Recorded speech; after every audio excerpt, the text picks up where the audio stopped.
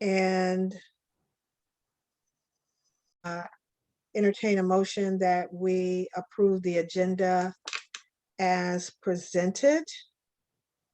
Do I have someone to move that motion? Madam Secretary, can I just interrupt you really quickly? I just pushed recording, so can you just get to the repeat and just add one more time, please? Was that, who moved that motion? The voice was muffled.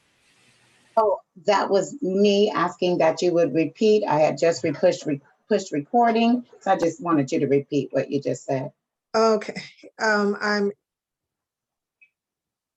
entertaining a motion to approve the agenda. This is Valerie. I make a motion to approve the agenda as submitted. Pastor Banks, I second that motion. Okay, Pastor Banks has seconded the motion. Valerie has moved the motion. Any discussion? All in favor say aye. You can say aye and wave your hand electronically or physically.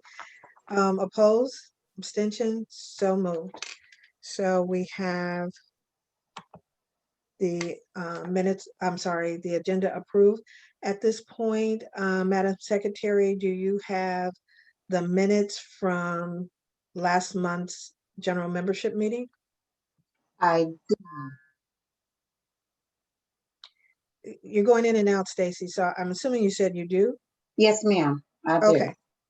Okay, Greater Sacramento NAACP Executive Committee Minutes, April 8th, 2021. Can you hear me? Everyone can hear me? Yes, yes. Okay, in attendance, it was 15. We called the order.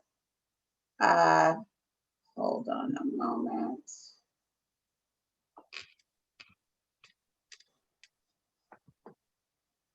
Are we okay? We We can table the minutes if you're not. Okay, you can, I do have them. I just pulled up the wrong ones really quick. Okay. Are you pulling up the correct one? Yes, ma'am. Okay.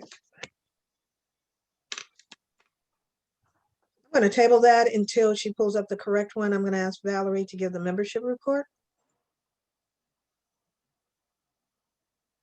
Okay, so the membership for the month for the month of April is we actually had 16 new memberships, of which 2 of those were lifetime memberships and 2 of those were youth memberships, and the remaining 12 were adult memberships. Excellent, excellent. Okay. We are celebrating 105 years this year, 2021. And so the goal is to increase our membership. So we have an entire year-long membership drive. I've asked each vice president of the Greater Sacramento NAACP to focus on 105 memberships with their committees. So we will be pushing this all year long. So thank you, Valerie, for that membership report. So I'm going to go back to the reading and approval of the minutes. Stacy, do you have the correct minutes up? Yes, ma'am. Greater Sacramento NAACP General Membership Meeting Agenda, April 10th. We started at 10, called to order at 10:02 with 25 in attendance. Approval of agenda was moved. Moved by Tehran, second by Pastor Banks. The reading and approval of minutes was motioned by Valerie, second by Ardell. Membership report was announced. A 50-50 campaign started. We did have the treasurer's report. President's report talked about waiving expungent fees. And then unfinished business, we talked about the prayer breakfast report, talked about Dr. White, who was in attendance. He was the one to start that. We talked about the status of Asian hate crime letter joining APAPA May 15th in the rally at the Capitol. COVID vaccine, Valerie talked about the promotion with My Vein, Dr. Bianca Roberts and Mercy Medical Group, and their 4 sites, Del Paso Heights, including Luther Burbank High School, and over 200 cases were helped at San Pernell Center. April 15th, everyone will be available for the vaccine. If under 18, you would need to get Pfizer vaccine. Pastor Banks has helped with the promotion of the vaccine with her congregation and started with the making, she started this with the making of masks.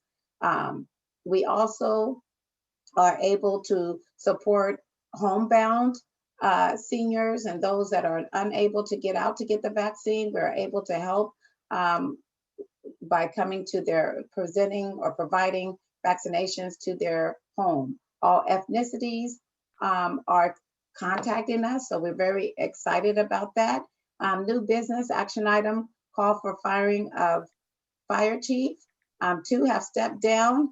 In 2021, no action to date has been done from the original resources under City Manager John Shirey, which was created to have a social equity point, which hasn't been, has not surfaced yet.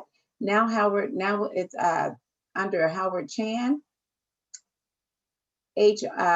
Looking for HR has made a plea for help regarding discrimination to the fire chief. And then Sacramento branch requesting firing of chief of Sac City and any others that are involved. Motion moved by Jaleel, Tehran second. Rory asked how hired. Miss Betty stated that the fire chief is hired by city manager. Action item, support core cannabis program. City council people receive funding from one business owner who had 7 dispensaries. Core program put in place to help Blacks become dispensaries and that their fees would be covered. Most core people went after the ARP.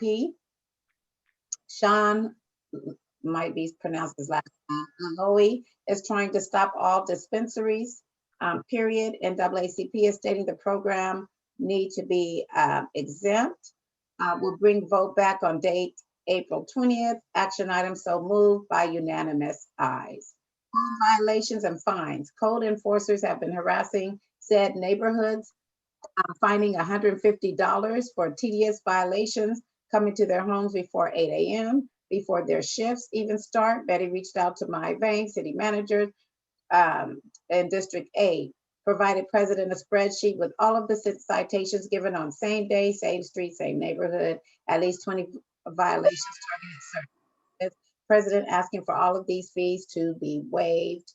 Purpose of survey is to find out about the fines and fees. So requested that everyone would take on the surveys. I will do the survey that is in Spanish and English. I will post the survey, Survey Monkey, in the chat. Larissa states that this is a form of environmental justice, harassment. President looking at full investigation to see who is being targeted. Announcements, May 15th, deadline for Cover California Extension. For help, all can contact California Black Health Network at 916-333-0613. May 17th is the new extension date for 2020. And you could contact One Solution at 916-689-1978. Blue Shield of California, 916-542-5905.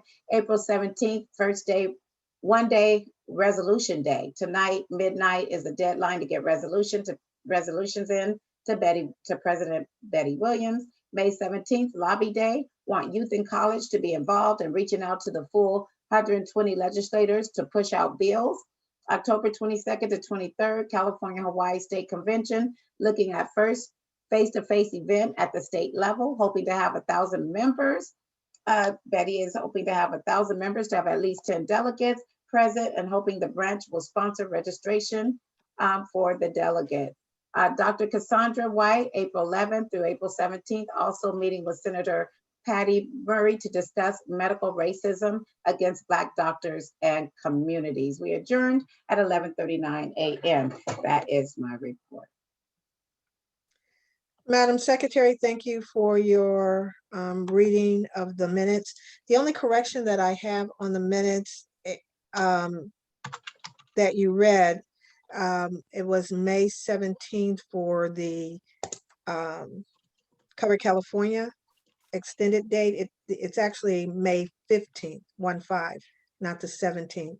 Did I hear you correctly say May 17th? You may have, so I'll make that correction. I'm just doing the notes. Okay, great. And that's the only correction I would have for the minutes. So I'm going to entertain that we approve the minutes with the revision as read and presented to us. So moved. It's Madam been President, moved I move. by LaMills Garrett, and I heard a second from who? Ardell, Ardell, Ardell. Second from Ardell. Discussion. yes. All in favor, say aye. Or do your electronic hand or wave your hand like you just don't care. No. aye. Abstentions, motion passes. At this time, do we have our treasurer or assistant treasurer on for the treasurer's report? This is Daphne. The treasurer's report was presented to the executive team committee and was approved. We discussed that all bills are paid up, especially our rent and everything till June. We did discuss the prayer breakfast budget and income, and we did advise that money is still coming in, but we are doing well in that area. If anyone would like a copy of the report, they can send me an email to Daphne NAACP219@gmail.com, and I'll also put it in the chat. Thank you, Daphne. So members of the Greater Sacramento NAACP that's interested in receiving a summary of our treasurer's report, please reach out to Daphne to the contact information that's going to the chat, and we will go from there. Now we're at the president's report. Just a couple of highlights that I want to talk about.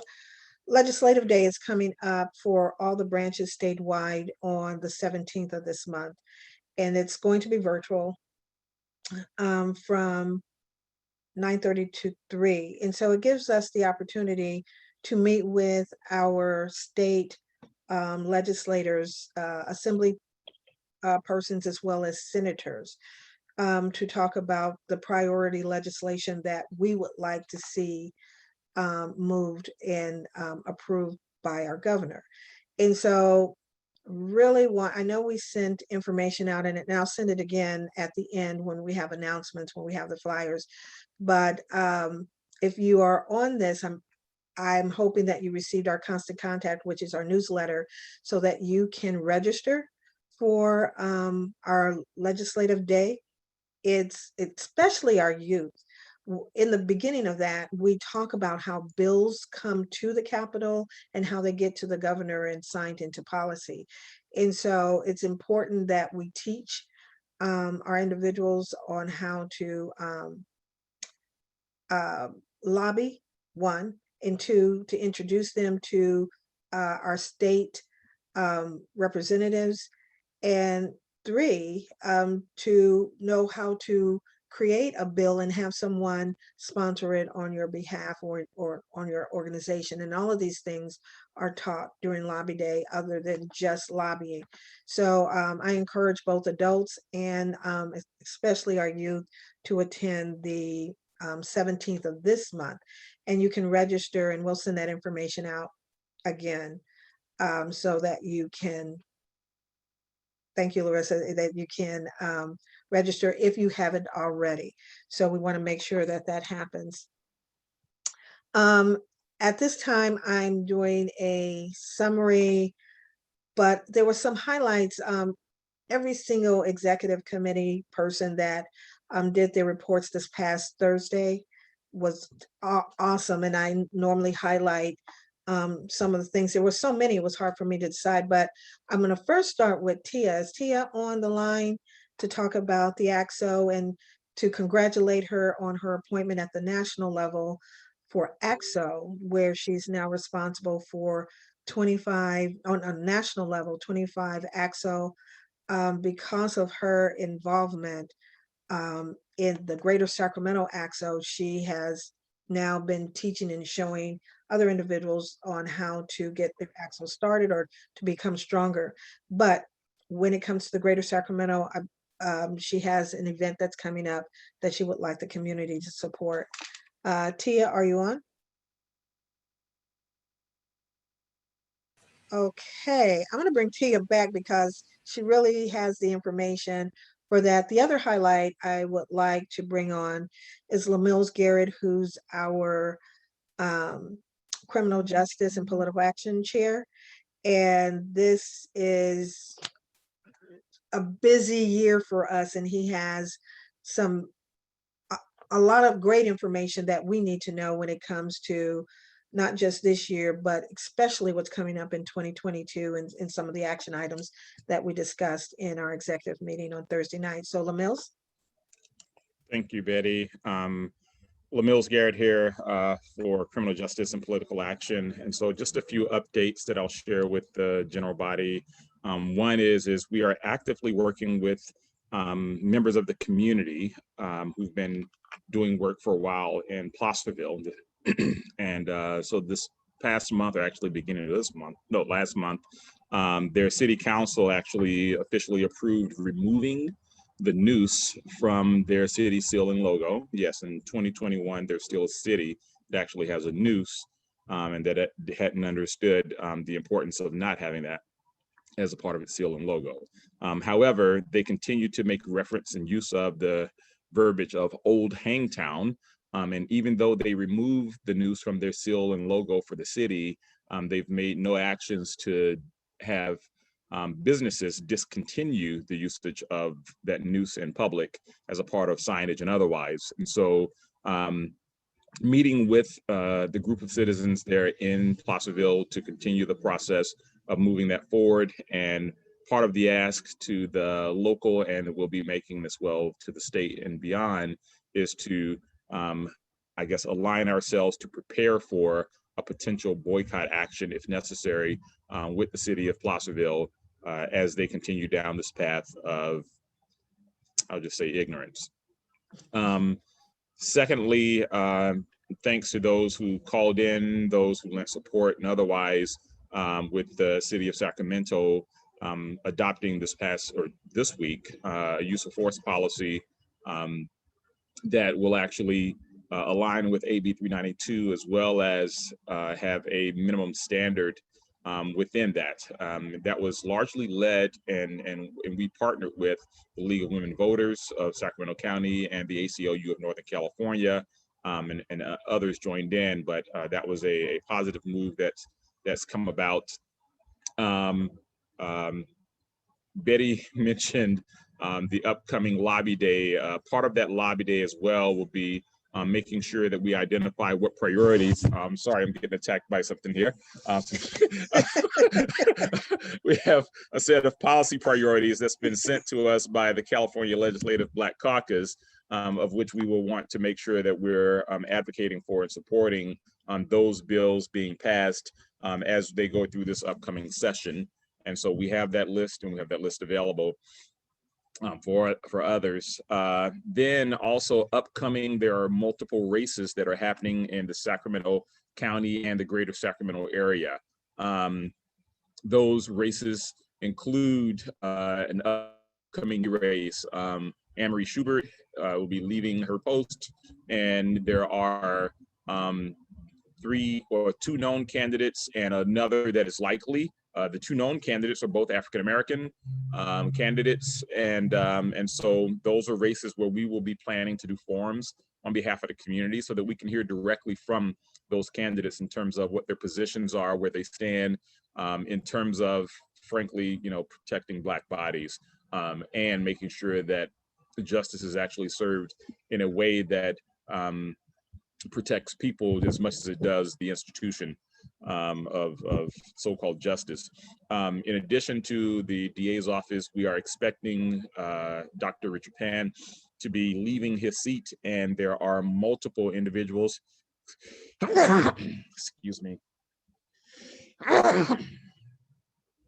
there are multiple individuals who stepped up already to make it known that they will be running for the seat, I believe, officially We've gotten notices from Reverend T. Coy Porter as well as Dave Jones, based on feet and ears on the street in the community. There appears to be potentially 2 more candidates that will also be running, but we'll wait till they are official to announce and or deal with those. But as well, in that area, we will also likely be seeking to do a forum for that state position to replace Dr. Penn. And then there will be an opening coming not too far into the not too distant future for sheriff as well as Scott Jones. I'll remove my additional commentary on that. Will not be coming back to that position. And so there is a fair amount of chatter in the street on that. And then there's also for the Board of Supervisors for Sacramento County, Supervisor Natoli has already announced that he will not be running for his seat again. And so that will be another. So we'll be looking to pull together forms as we did at the end of 2019, beginning of 2020, before the shutdown came, to actually have forms that actually acknowledge our community and to make sure that we're actually hearing directly from individuals who's running from those offices.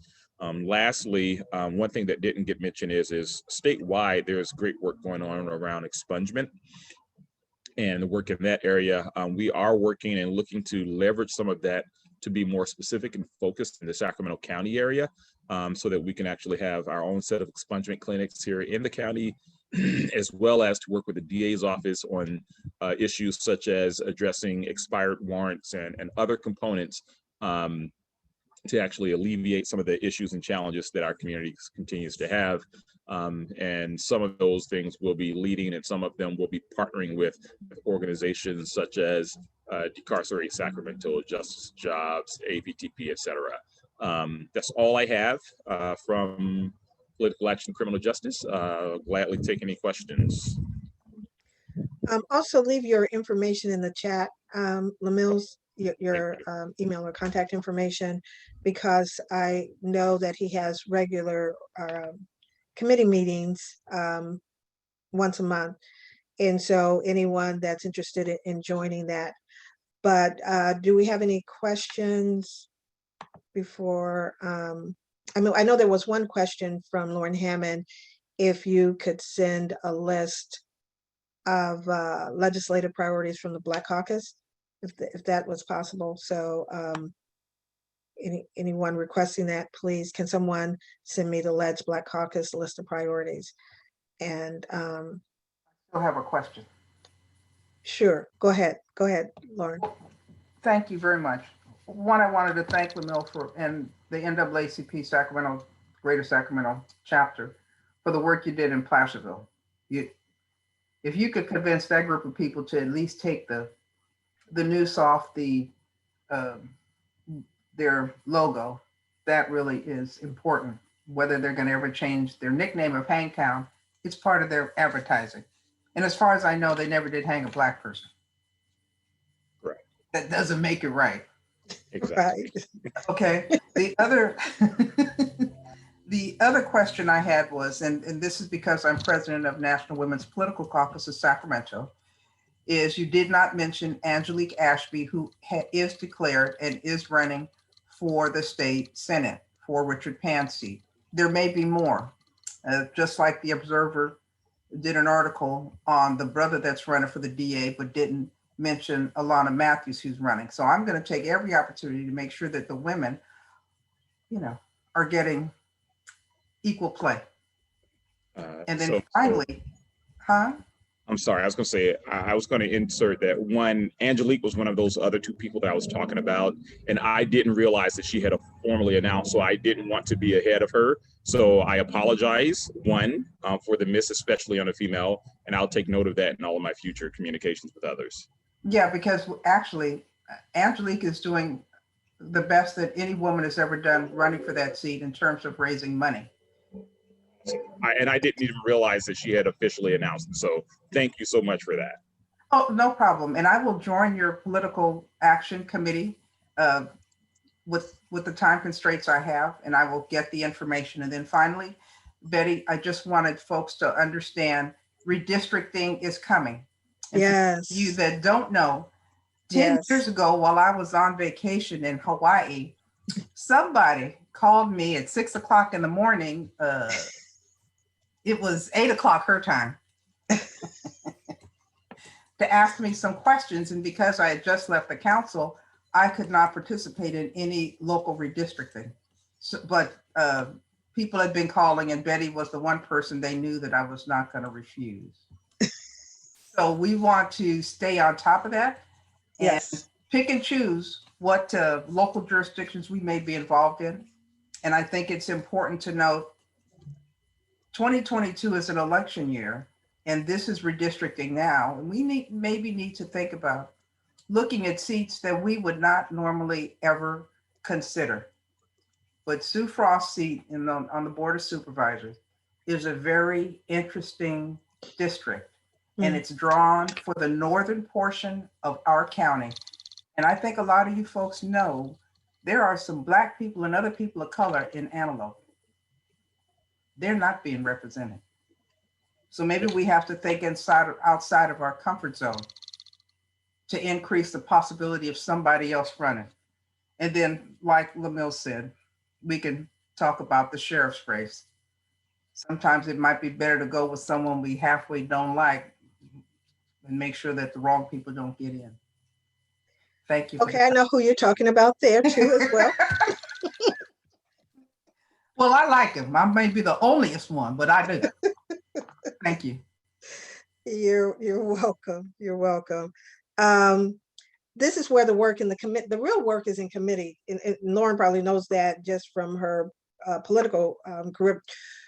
The real work is in committee. And so I would really ask everyone to participate in the political action committee, because what we're talking about today is where we're going to bring the action in that committee. So I know Lamills has put his information, and I'm not looking at chat, but I'm assuming that he put his information about the next political action committee meeting. And it's going to be via Zoom. And I thought it was like every third Thursday or Tuesday, or I can't remember Third Lamills. What, Tuesday of every month. Next every one. third Tuesday? Is that what you said, every third Tuesday? Yes. Okay. Yes, third Tuesday, 6 p.m. And the next one's on May 18th. Okay. So mark that on your calendars, or put a hold on your calendars for that. And so again, reach out to Lamills as far as participating in that. All these subjects that we talked about under his committee will be discussed, and action will be moved from that committee. So the next highlight would be Larissa Wells. She is our, as we prepare for her presentation, her PowerPoint, she is our environmental justice committee chair, where in the past we haven't done a lot in environmental justice, but it was my vision to make sure that we start to get more involved when it comes to environmental justice. And I'm so glad we did, because the information that Larissa has been bringing to our executive committee has been absolutely awesome. So Larissa, are you on right now? Yes, ma'am. Yes, Madam President, I am. Okay, so we will have you highlight your report. Thank you. Good morning, everyone. Again, my name is Larissa, and I'm very grateful to be here.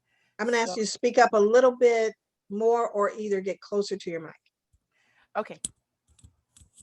Can everyone hear me now? That's much better. Yes, Much that's better? much better. A lot better. Okay, great. Thank you. I was trying to be humble. So the deal is there are 5 considered EJ, environmental justice areas located within the city and county of Sacramento. I'm just looking at Sacramento as a whole. What I discovered is there is a considerable amount of lead in the water. I have tested in this report, I've mentioned the areas where I've tested. So West Arden Arcade, North Highlands, South Sacramento. I also went to Carmichael and a few other places. So the picture that is being shown here is on the left side, that is purified water that I utilize a Brita filter with. The swab comes with that little yellow tip on it. And if it doesn't turn colors, then there is no lead. So again, on the left side, that's the purified water. On the right side, that's tap water. And as you see, it is purple. Actually, when you see it in person, it's dark purple. So I cannot testify as to the amount of lead that's in there, but according to the CDC, there should be no lead. In addition to that, yeah, scroll down, please. Some more. There are about, yeah, right there, about 326 areas of known and suspected contamination at, how do you pronounce that again? McLennan? McClellan. Okay, thank you. I'm new to Sacramento. So the base that is in North Highlands, and if we scroll down more down to the um yes, right there. So we will see that the groundwater threat sites, this was done in 2016. So we were in 2021. This is the most recent report that I could come up with. You see North Highlands has skyrocketed. So the water, we could just imagine that the water is actually infiltrating in every area. But North Highlands is just deeply contaminated. And we look to the right in the non-EJ areas, and I would say that would probably be somewhat of East Sacramento. But I do believe that all of the city and county of Sacramento water is contaminated. And where I happen to have an issue is that no one was informed. So we get forms and paperwork on the lead in the paint, but no one has said anything about the water. And when the water is contaminated with lead, that will cause neurological damage. It will cause a lot of other damages, cancers and the like. If we can scroll down some more to the next, yeah, let's stop right there. So there are over 20 private and public water purveyors in Sacramento County. At the end of this report that I have all of them listed. And what's in the water is nitrate from fertilizer, animal waste, pesticides, perchlorate, and arsenic. So we know arsenic kills. Go down just a little more to the next. Yes, right there. So this is what it's looking like. This is the water contamination. This was from 2005 to 2013. I just showed you the one in 2016. So North Highlands, as you see, has risen. With the last slide that we had, it was all up to 800. That was 2016. So we could imagine where it is now. Western Arcade, South Sacramento, North Vineyards, and then the non-ENJ area. So ENJ, that's a brandy. EJ areas. So that just goes to show and solidify the fact that all of the city and county of Sacramento has contaminated water. Down just a little further as I close my report. So right here, South Sacramento, the EJ community serves about 7,600 residents, which is only 11%. So we're looking at about 73,000 people in South Sacramento by itself that are not in the know of this water being contaminated. This is totally unsafe, and it makes me wonder about the children that are being born with what is I can't think of. Autism. Yeah, there you go. Autism, because we have had a boom of autism. So where is that really coming from? Additionally, when you in Greater Sacramento, like District 3, which is where I am, Western Arden Arcade or Arden Arcade area, that's great. Any part of Greater Sacramento will have multiple water purveyors. So the water can and is coming from everywhere. So if we scroll down to the absolute bottom, please. Yeah, I put all the district supervisors in there because they're the ones that control the money and they're the ones that's supposed to be getting this done. All the way to the end, please.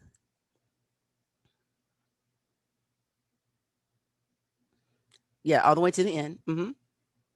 So yeah, keep going.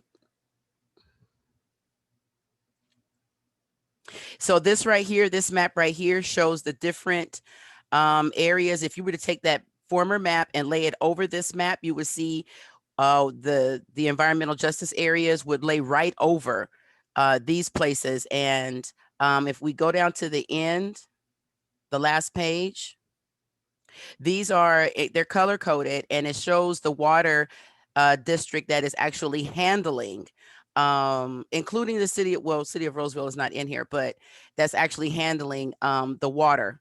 So with everybody's phone numbers on there. So yeah, I'll be giving them some phone calls as time progresses to find out exactly what they're doing and how come they did not inform the people. Also, one last note, it is also in this report that I did get from the city and county of Sacramento, environmental justice element, that the people that are in lower income and rural areas are actually having the highest amounts, concentrations of lead poisoning in the water. Thank you for letting me speak. Oh, so my recommendation would be for the city and county of Sacramento to actually inform everyone in the city and county, but those that are in lower income and rural areas, that they be able to provide, because the budget allows. So I've seen the budget and I've been attending the meetings. The budget does allow for them to supply water filters. To those that are being harmed the most, they need to supply those water filters and at least one Brita container. And that's my report. Thank you. Thank you, Larissa. When she presented this report in our executive committee, and I told her later, people started living in those areas, started boiling their water, using bottled water, everybody. And I thought, God, can we possibly be a reflection of Flint, Michigan? And so I have requested the Environmental Justice Committee two things, Larissa. I need you to put your information in the chat. So anyone who wants to join the Environmental Justice Committee can do so through Larissa. If you're interested in the PowerPoint that she just presented, when she puts her information in the chat, you can request that from her directly. And also, I again, can if put you it want, on the site if Larissa, if you're okay with that.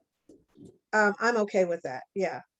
So we can also put it on our website. So it'll be in both places. It'll be So under other documents. okay, It'll be it'll on be there under, later today. okay. So when you go to our website, www.naacpsac.com, and go to documents on our website, you'll be able to pull this information up as well. And I'm glad that you said that, because I don't believe I said it in the beginning. Two things are happening. We are recording this, and we always record our general membership meetings, but we're also Facebook Live. So in addition to our Zoom participants, we are Facebook Live sharing this information as well. And so I'm actually going to ask Larissa, and then I'm going to go back to Lamels to say your email for the people who are Facebook Live who may not see the chat. So first Larissa, and then Lamels, give your contact information verbally, and then we'll go to our next piece. Larissa, can you say what your email or how people can contact you? You're on mute. You're on mute. Thank you. It is WELLS like Sam, LAURISSA @gmail.com. So that's Wells Larissa @gmail.com. Thank you, Larissa. Lamils? The email is lamills.garrett@gmail.com. That's Lamills, LAMILLS GARRETT @gmail.com. And if folk rather hit me by phone, whether that be text or call, I'm at 916-865-6140. Again, 916-865-6140. Thank you, Lamels. I see that I had reached out to Tijuana Barnes earlier regarding the AXO announcement and having to involve popcorn, and I see that she did make it.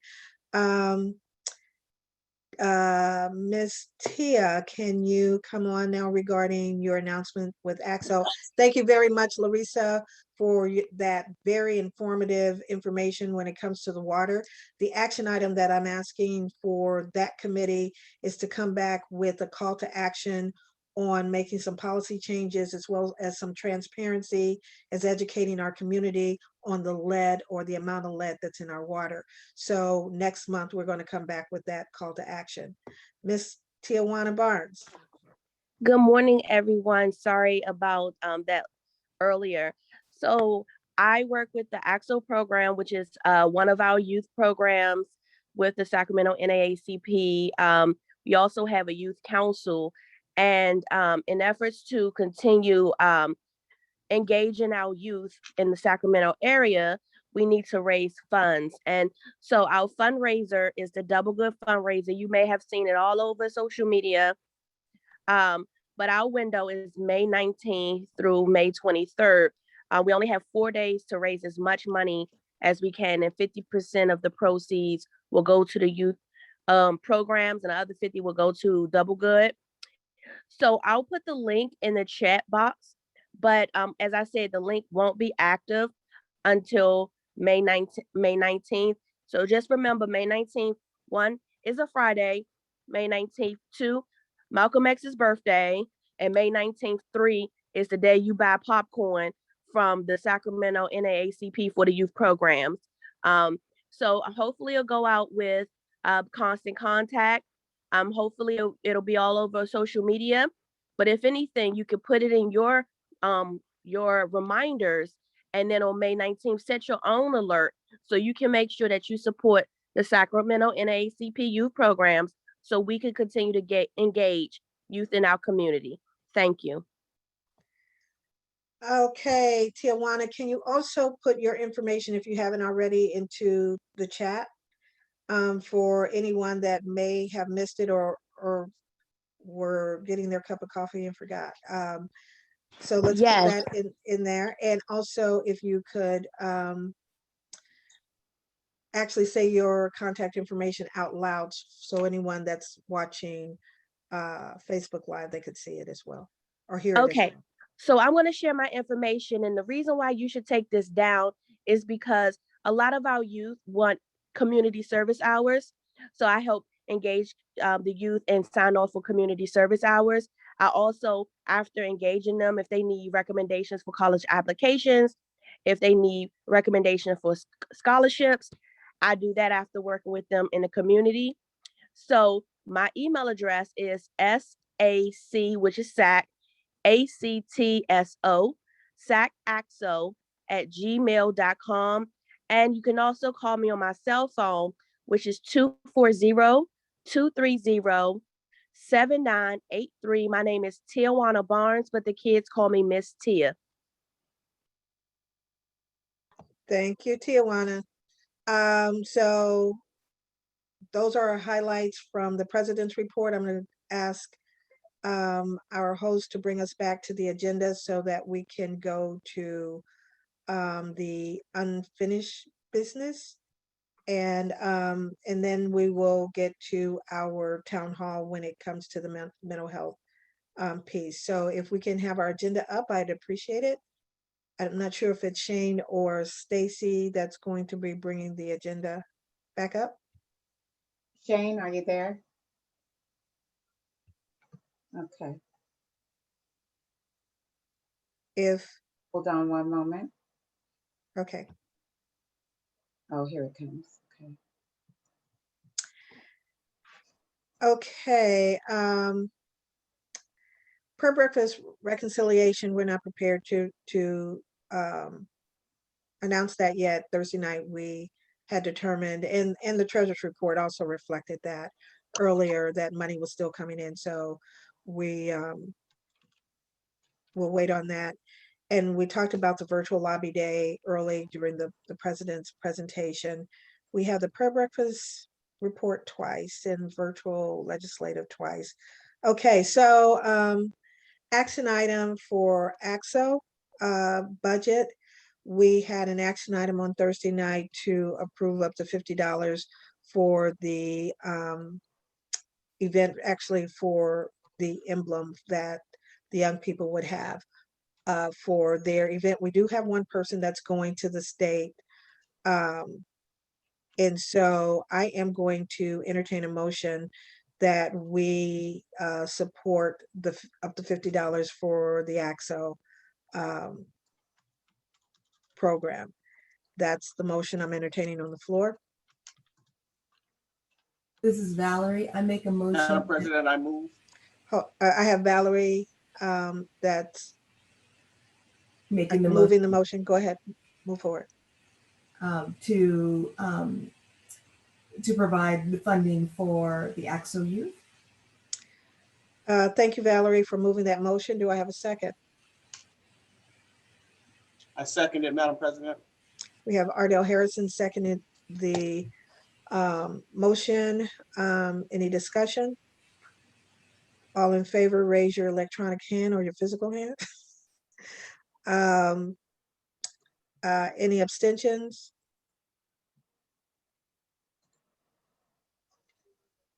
Okay, any object? Okay, so moved. The next action item would be to approve the reimbursement of the health line. We started a campaign called Vaccine in the Neighborhood a couple of months ago, I believe, Valerie, correct me if I'm wrong, where we knew that because of the digital gap that our folks, Black and brown folks, were having a difficult time going online, trying to get the appointments and finding out information. And since then, we bought, or I bought a cell phone, and we implemented a separate number from the NAACP just for the helpline because we were getting so many calls, we had to separate it. I have been paying for that health line, or my company has been paying for that health line, $56 a month.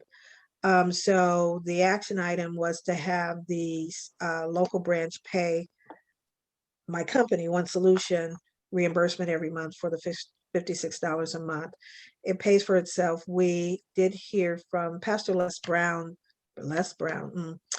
Pastor Les, that he has included the Greater Sacramento NAACP in a sponsorship for all the work we have done with the Vaccine in the Neighborhood campaign of $7,500. So it pays for itself.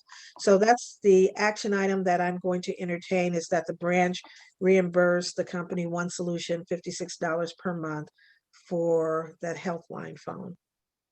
That's the action on the floor that I'm entertaining.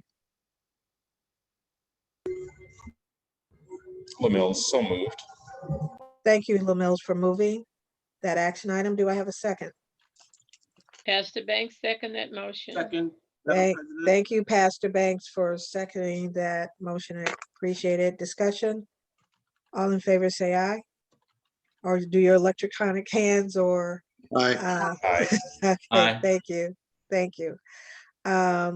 Abstains? Okay, and so moved. That's that action item. So there was an introduction. We have someone that has joined our executive committee. Her name is Raquel Kim. I'm not sure if Raquel is on this call or not, but Raquel has been instrumental in our cannabis piece. We talked about it a little bit earlier regarding the CORE program, which the Sacramento branch was very much involved in trying to ensure that African Americans who were really affected by the war on drugs have the opportunity to have a business when it came to cannabis. And so the pricing was so outrageous, it was outpricing our community. So that's where the CORE program was born. And at the end of the day, once you went through the CORE program, the 8 weeks or 12 weeks, depending on which group you went through, you were given the opportunity to apply for those business licenses that started out at $30,000 non-refundable fees.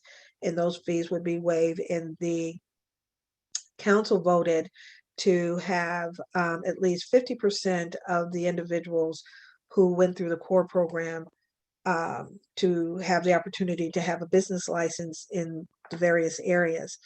And so recently, excuse me, recently the city council has started discussion trying to place a moratorium on all dispensaries. Let me just go back a little bit.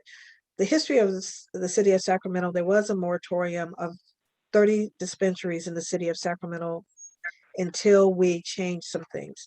And so they opened it up. It was supposed to be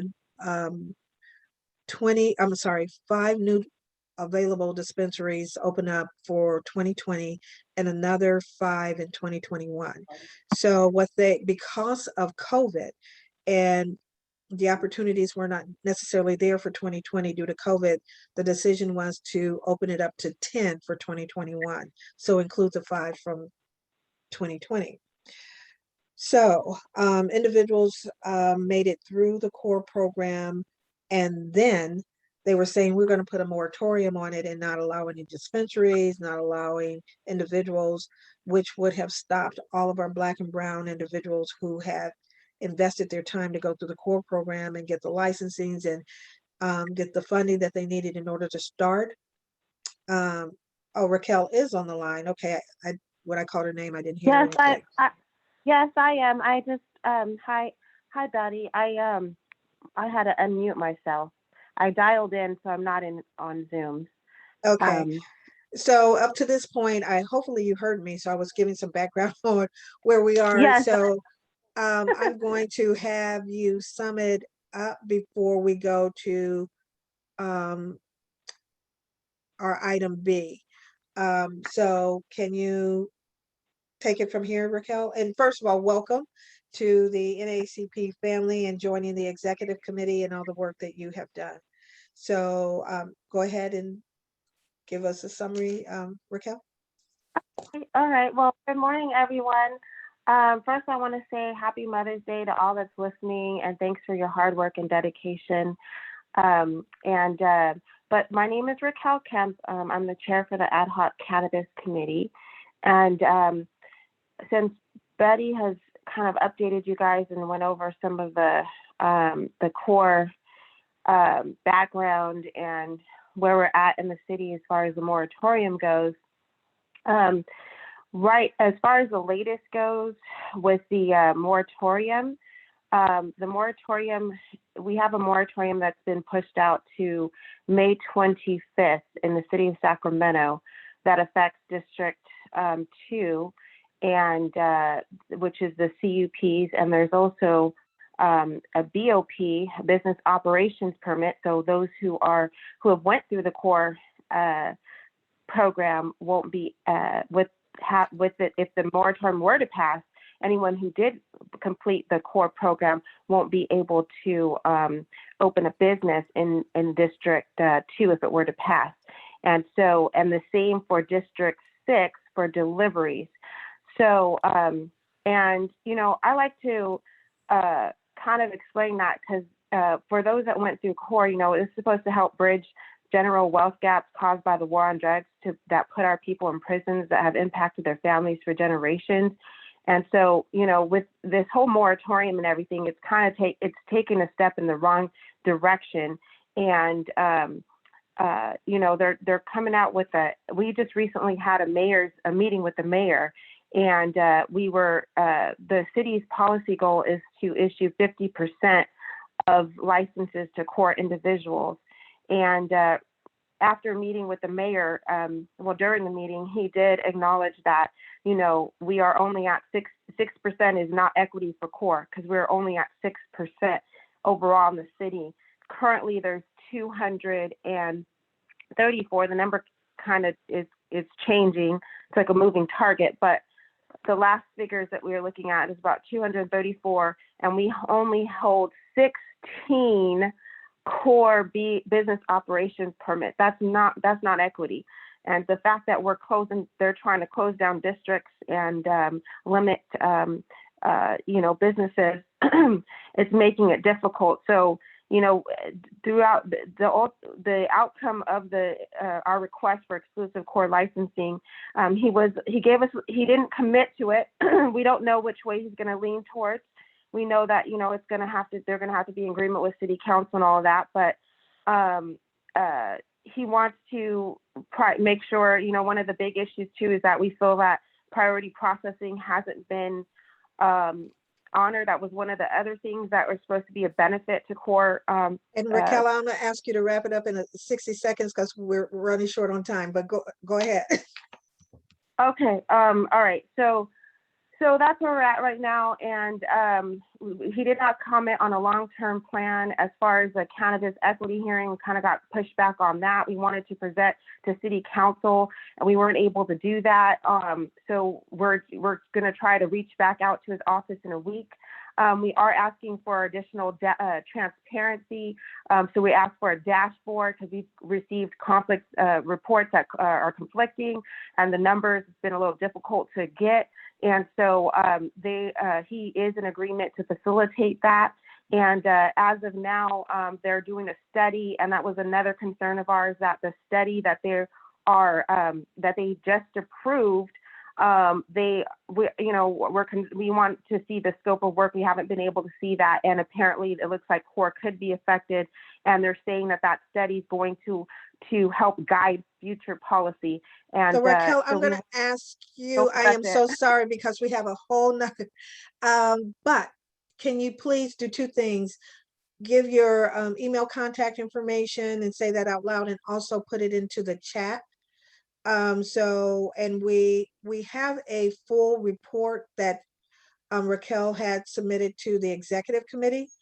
And so if you would like a copy of that report, those of you who are part of the Zoom, she's going to put her, are you on the phone? Oh, you're on the phone. Yeah, I dialed in. So can you say your email out loud, and then we can have our admin, Stacy or someone, actually put it in the chat for us, for everyone else. So can you give us that information? Sure. So my email address is Raquel, that's RAQUEL, Kemp, KEMP, that's M like Mary, P as in Paul, 24 @gmail.com. That's my email. So say it one more time, RAQUELKEMP 24 @gmail.com. Yes. Okay, so it is in the chat. Stacy just put it there.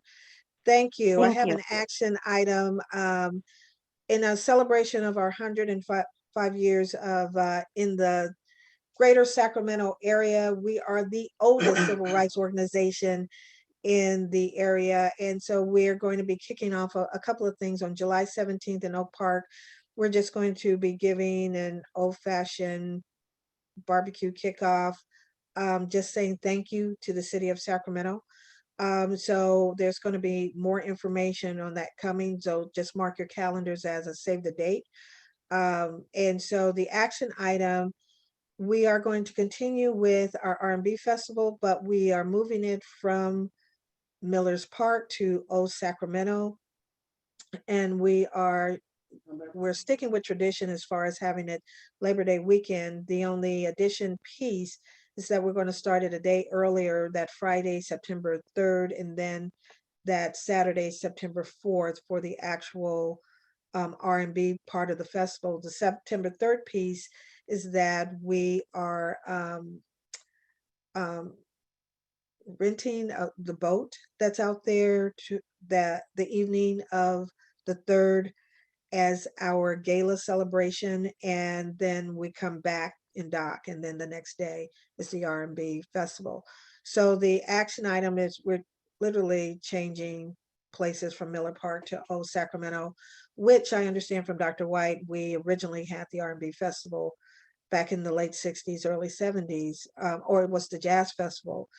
And the story was that the festival was taken away from the Sacramento NAACP back in the day, and the people that took it over flipped it into Jazzy Dixieland. And now is our opportunity during our 105th year anniversary to bring it back to Old Sacramento. So the action item that I'm going to entertain is that we bring back the R&B festival to Old Sacramento for our 105th year anniversary, September 3rd and 4th. That's the action that I'm entertaining.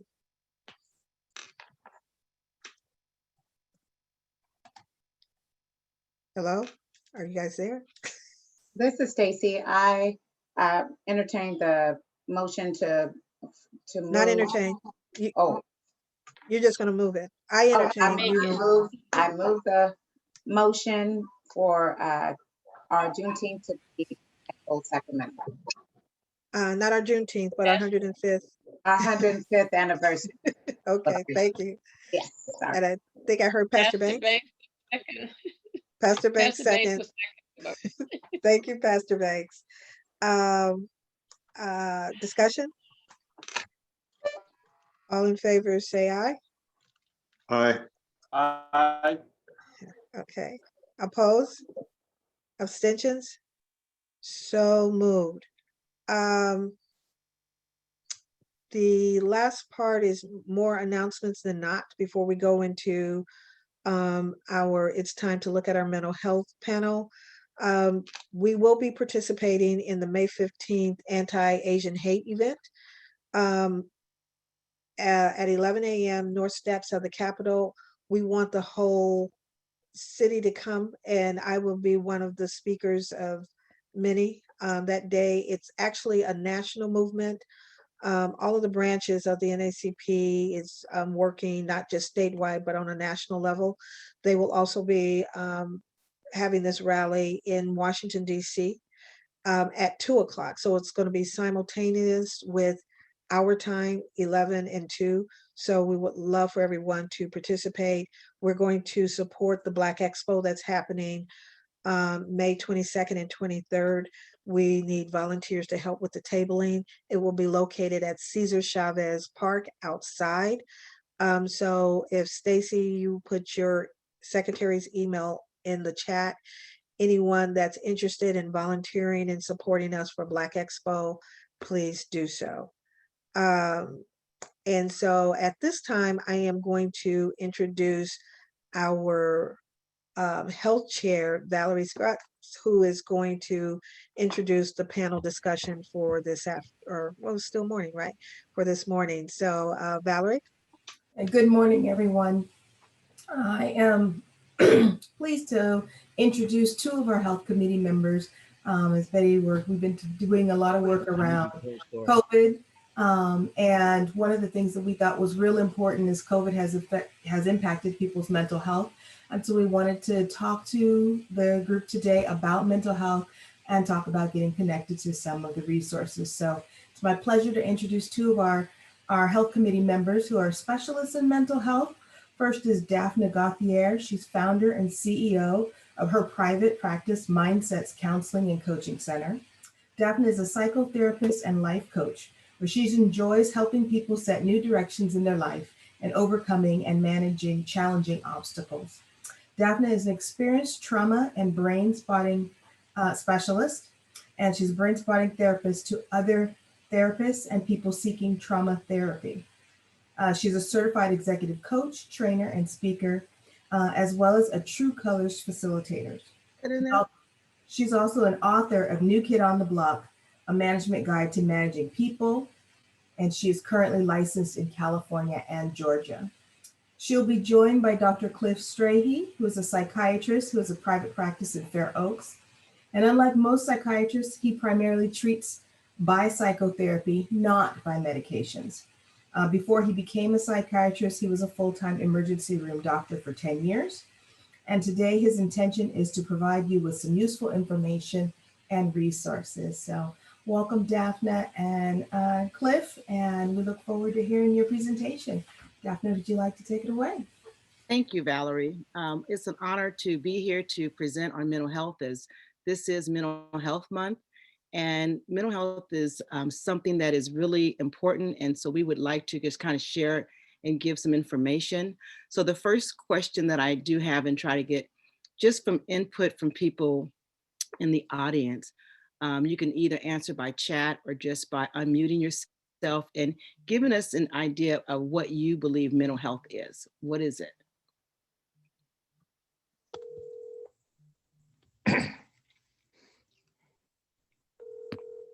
I have my other speaker call. Hello? Yeah, Daphne, I'm not being let in by the host. Actually, Cliff, we can hear you.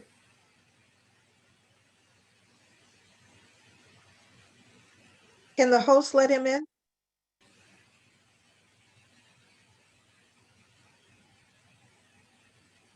Can you have him try to get in? I don't. see him He's come up. already in. Oh, okay. And, but he can't get the video. He's been It's- stopped by his video. Well, at least I can be heard, so that's okay. Do you have your camera on? I do. Yeah, I can see. So I don't want to disrupt this thing. I'll start it now. There's another thing that just appeared. There you are. We see you now. We see you. Okay, You good? sure, that's fine. Okay, we're good. Good to go. Jeff, you're asking, what does mental health mean to certain people? When I think of mental health myself, before our technology, anytime you would see somebody walking down the street talking to themselves and, and there's nobody else there, you would always say, well, that person has some mental issues. He's mental. But today with the cell phones, everybody's talking to themselves or someone, so that's what I think about in mental health. When you see somebody talking to somebody that's not there, but I'm sure it's more than that, but that's just one aspect of it. Okay. And then I'm also getting from Shane that it is the ability to face life challenges utilizing support or mental tools, which is good. Yes. Can we have the next slide, please?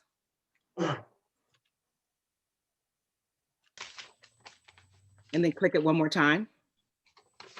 So the World Health Organization basically states that the state of well-being in mental health is which is the individuals realize his or her own abilities and can cope with normal stresses of life and can work productively and fruitfully and be able to contribute to their community. That's what mental health looks like from a World Health Organization. And I'm going to have Cliff kind of expand a little bit more on that. Yeah, I would add only to that it also is manifested when people can form healthy and fulfilling relationships. That piece is let out. So I think that's an important part. Just one other elaboration. The brain can do two things, basically. It can think and it can feel. For right-handed people, the left brain is the one that thinks. And that means that only left-handed people are in their right mind. That's all I wanted to add. Okay. And let's go to the next slide. Okay, so as I was saying, if we think of brain function, it basically thinks and has emotions. And one of the questions that somebody brought up in the beginning about somebody talking to themselves, obviously you have to know the context. And if nobody else is there and they're just speaking into the wind and it doesn't make sense, that's a serious mental disorder. But the most common are listed here. Anxiety, mood disorders, 2 mood disorders, anxiety and depression, anger management. Actually, anger is a little bit addicting. So it's similar in some ways to substance dependence. And then trauma can cause often serious mental disorder, post-traumatic stress disorder. Probably everybody has some familiarity with that. Bottom line is a mental disorder is when the emotional problem is so severe that it sucks away all your energy. You just want to lie in bed and you can't do what you want to do. And the other thing is if there's obvious impairment caused by the mental disorder, that's the other way to diagnose a mental disorder. It's normal for humans to have sadness sometimes, and also to have worry sometimes, and also to be annoyed sometimes. So it's a matter of severity that helps us to distinguish between just the normal human mood changes and a mental disorder. Okay, I think we can move on to the next slide. And if you have something you wish to add, Daphne. I'm not right there. No, go ahead. So we need the next slide. Okay, so there are, however, some true brain diseases. For example, diabetes, if you don't have insulin, you have all sorts of problems. So that's a true disease. So I've listed a couple disorders that are actually similar to that in the sense of having abnormal brain structure and abnormal brain functioning, and probably abnormal neurotransmitters, although the precise underlying biochemistry of these two disorders, and frankly, of all the psychiatric disorders, is at this point unknown. Schizophrenia and bipolar disorder, the severe type, you really can't maximize improvement without medications. Whereas the other mental health problems that we've touched upon, psychotherapy can often solve the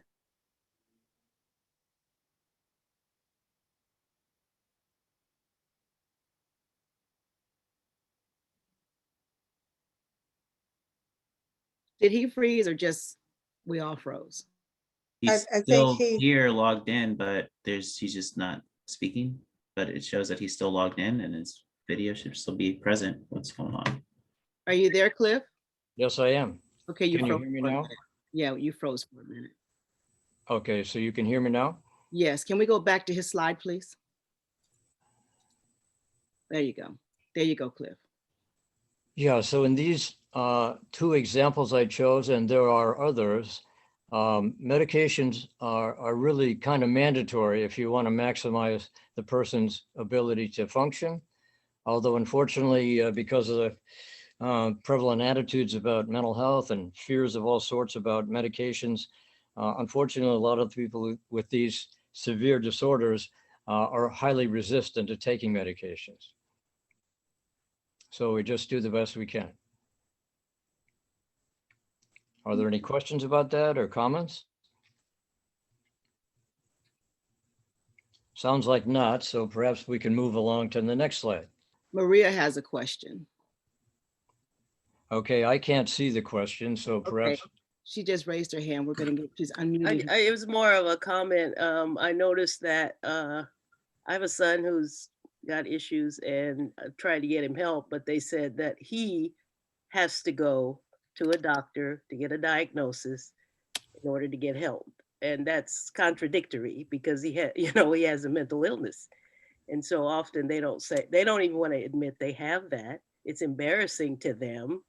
And so it's really difficult. The law, I think, should be worked on that maybe a parent or some kind of person that's responsible for them can verify that, yes, they have a problem and then get them some help. couldn't agree with you more. And the law protects individual freedom. It's very high in our country, as you know, the value system. I'm not saying it's right, but that's the justification.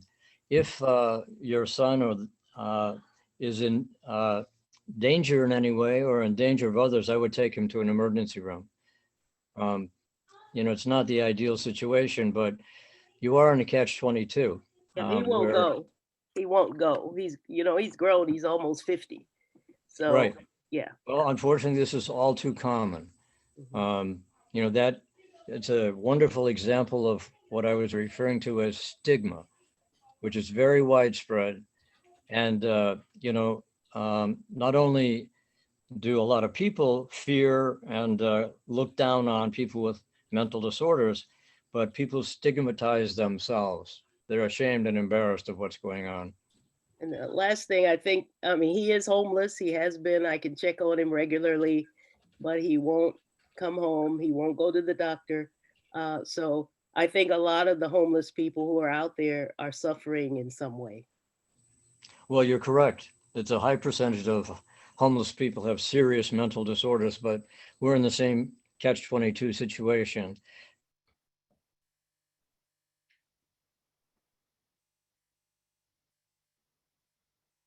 did we lose him again? Yeah, I think we did lose them again. Can we move to the next slide? Because we're on what they're actually discussing. It means that a person is unable to provide for food, clothing, and shelter. And you could argue that homeless people are unable to do that, but they prefer often to struggle by the way they are than to get professional help. Thank you for That's- that, Cliff. You're welcome. And then the other things that reasons people do not seek mental health, as Cliff mentioned, the stigmas. Sometimes people may feel like they're being seen as being weak, or that they don't need the help. And if they do seek the help, they may feel that people may feel like that something is wrong with them. And that is far from the case. The stigmas that are really holding people back, that when they actually, if they seek the help, and many people are starting to look at it differently, because it's, I think it's being more prevalent where it's being announced about the actual help people can receive when they do get mental health. Can I have the next slide, please? So one of the things that I look at as far as when it comes to our community, the African-American community, is there's sometimes reasons why aren't people of color or African-Americans coming and seeking help? And we call these some of the protective factors. And that is, some we're faith-based, meaning that they have a strong religious belief system to where they may seek help from their pastor. So they're still getting help, but it's just in a different form. Or the network of kinship, meaning that they have such a strong family support system that they may call an aunt or a cousin, or just a, someone close to them, to where they're actually seeking that help that way, which is fine. But these people don't always have all the tools you need in actually to move things forward. And so with the help of the faith and network and the family support, sometimes people don't go to the therapist to get mental health treatment because they have it within their own network, but it's always helps to have both of them. Did you have something you wanted to add there, Cliff? No, I couldn't hear what you said, but what I heard was okay, fine. Oh, okay, next slide, please.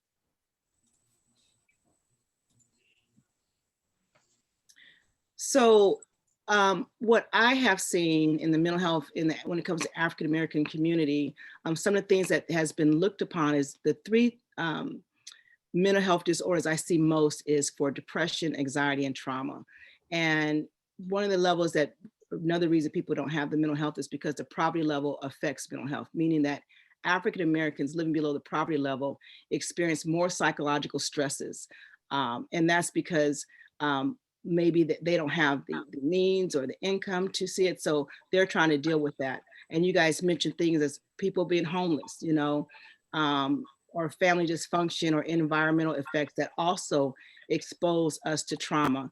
There's things that right now with the racial inequality, I've just, had a session before coming here where a young lady is explaining the microaggressions she's experiencing through her job, that affects her. So these are different things that can affect people when it comes to mental health. Next slide, please.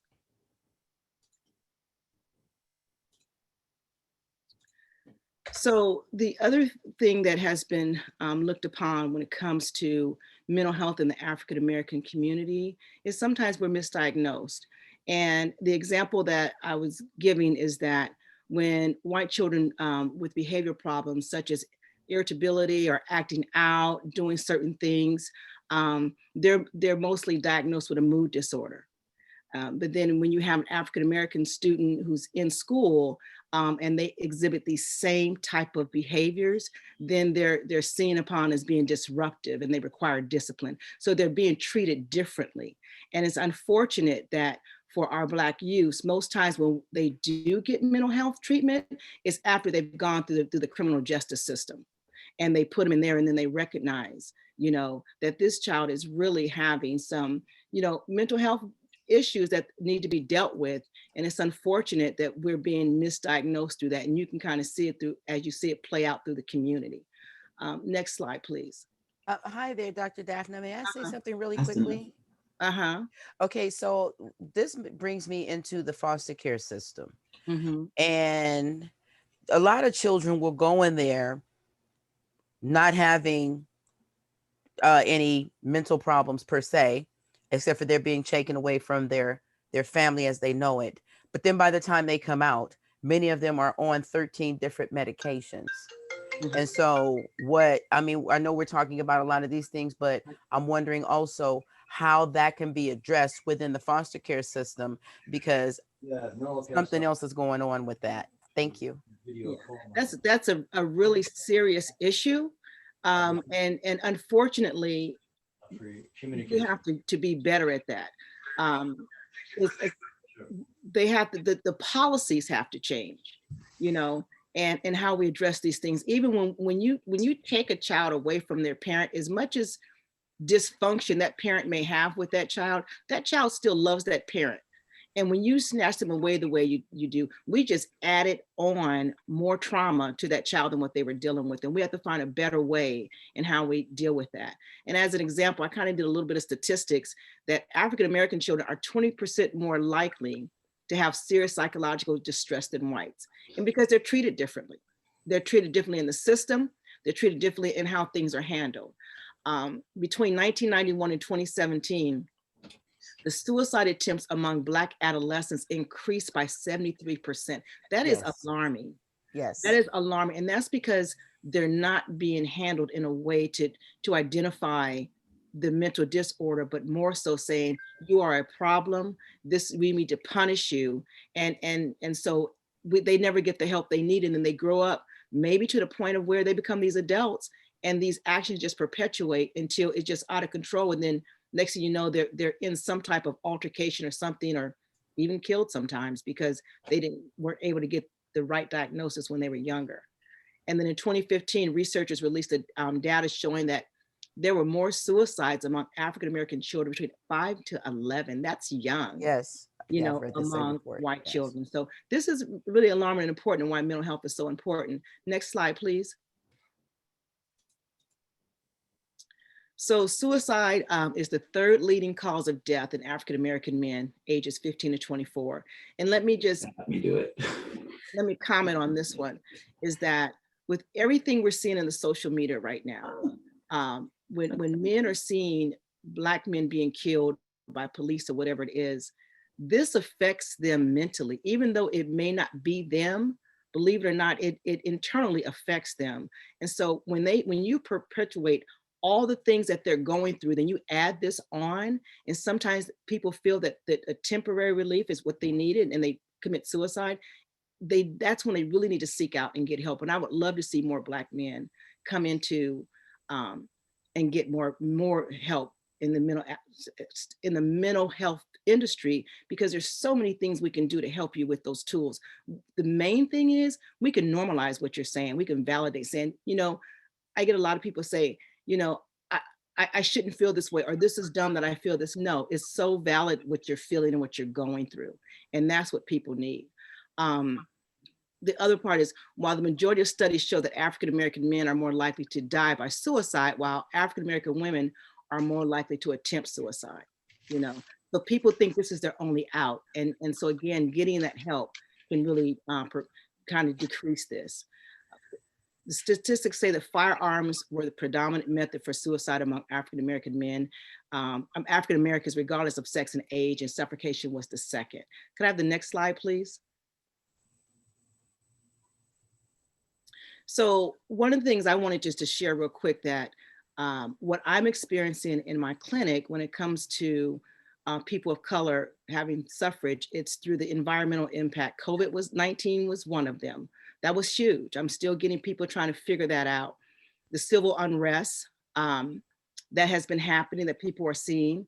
And then, sorry about that, I forgot to plug my computer. And so when I'm getting these diagnoses, the ones that I'm getting most is either, I call, it's either depression, anger, the social isolation, or anxiety. And I'm usually diagnosing them with an adjustment disorder, meaning that this is not something, the COVID-19 is put on extra. So now they're trying to figure out how to adjust to all this isolation and not being able, you know, to see their family, you know. And what I'm getting when people are talking to me, the first thing they say is, well, I really can't explain what it is. So I don't know, maybe I don't have this problem. Maybe I don't understand it. And when you go see a therapist, we kind of help you flush that out. That in other words, you're talking to someone who can hear this and help you flush out what those feelings are. Then we try to put together, you know, problem solving and put a plan together to help you kind of move in a direction where you can get back to regulation. So these are the kind of things that I see. COVID-19 has been huge. That's been, it's impacted, I will say, a lot of therapists. So we're getting so many phone calls now that we can't even take on any more clients. And then if you're a Black therapist, that's another thing. You know, people are seeking people that look like them and feel like them. So that's, you know, another challenge. Next slide, please.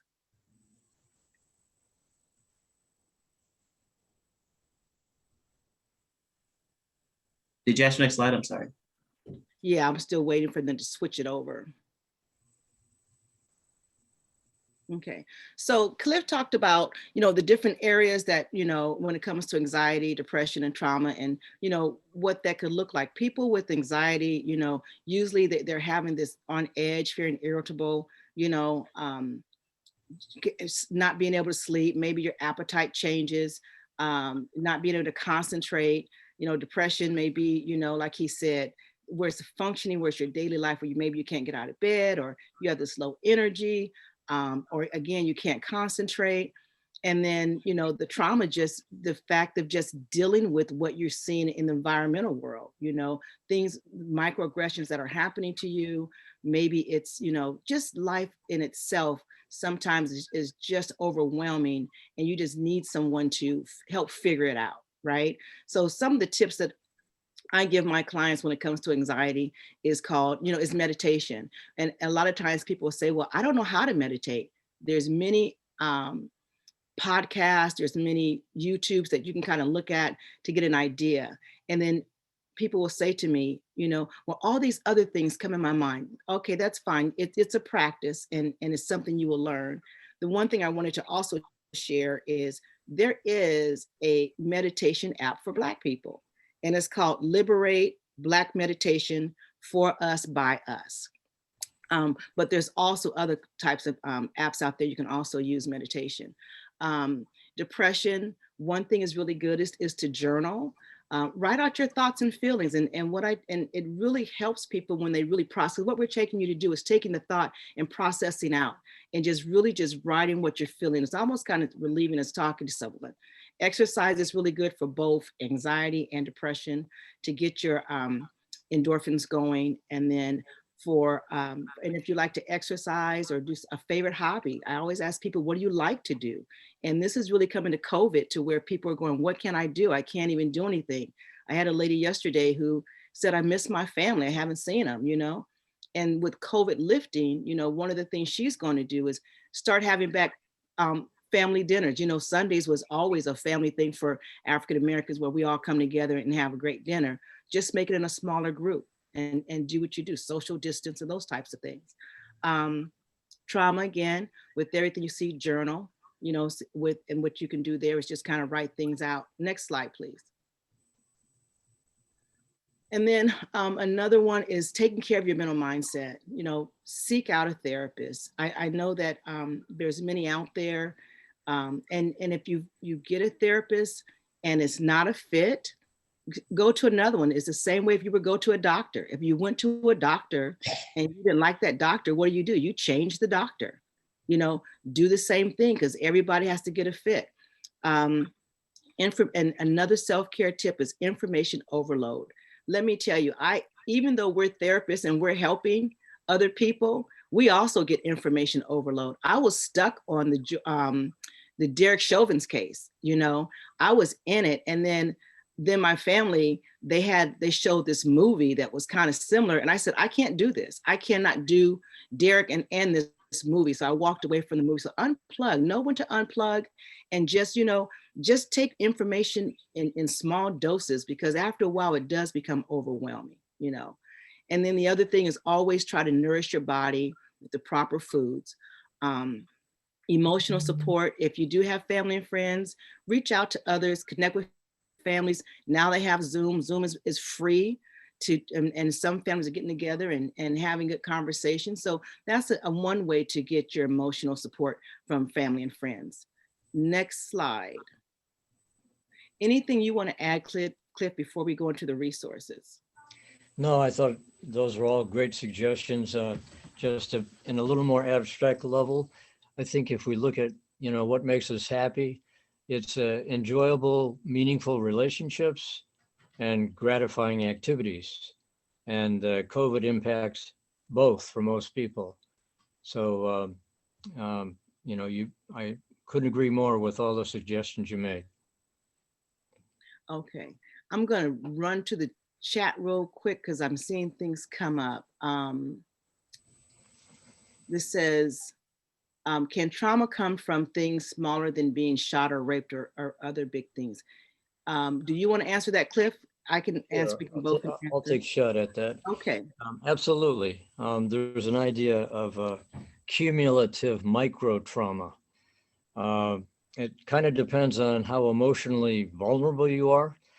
Like a 5-year-old, if you scream at them in their face a bunch of times, that's extremely traumatic, for example.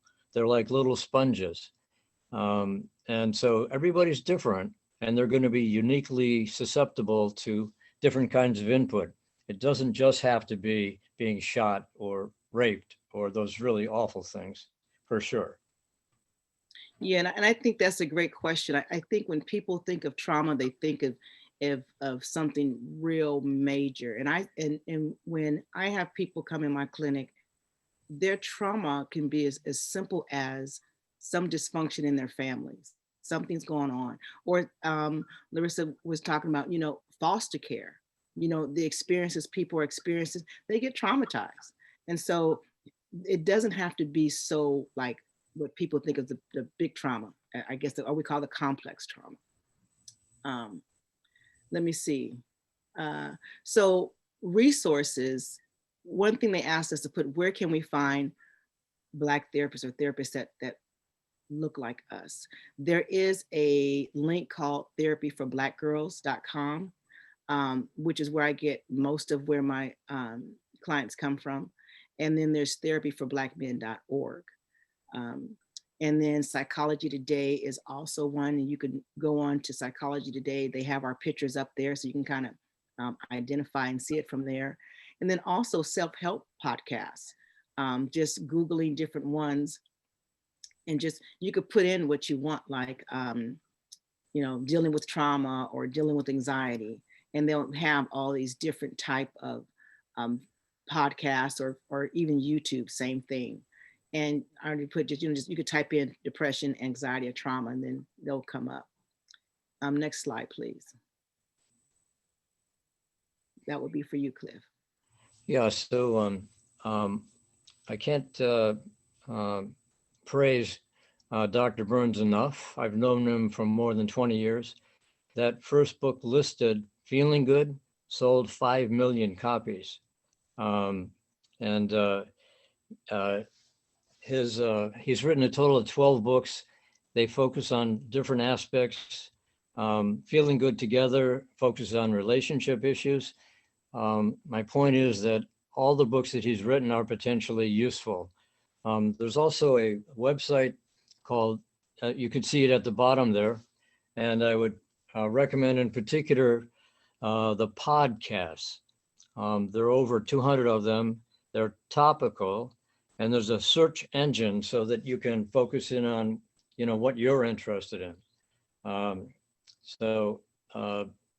There's one source that, if you put your energy into it, I think you'll probably get good results. Nice. So I'm looking at the chat, and there's several resources that are coming up, which is great if anybody wants to look at those. Now I would like, if we could, I want to have you share a story with one of our panel members who's going to talk about their experience, Ms. Jennifer Brenner, who's with Blue Shield. Is she there? I am. Thank you so much. I'm honored to be here today, and I'm honored to be part of this conversation about mental health. I think it's such an important conversation to have. I think for me personally, my experience with mental health has been a little bit like an Easter egg hunt. In my 20s, I got a diagnosis of anxiety. And then in the 30s, there's some depression. And in the 40s, it's, ADHD, and then later complex PTSD. And when I got that complex PTSD diagnosis, it stopped me in my tracks because, I was always the girl with the crappy childhood. Sorry. And I marginalized my truth in describing it that way. And that PTSD diagnosis required me to really understand my truth and to learn about it. And I wanted to understand it. So I did what any normal person would do when you want to understand something, and I Googled it. And I Googled how do I get over childhood trauma? And I came across a TED Talk by Dr. Nadine Burke Harris that changed my life. Sorry.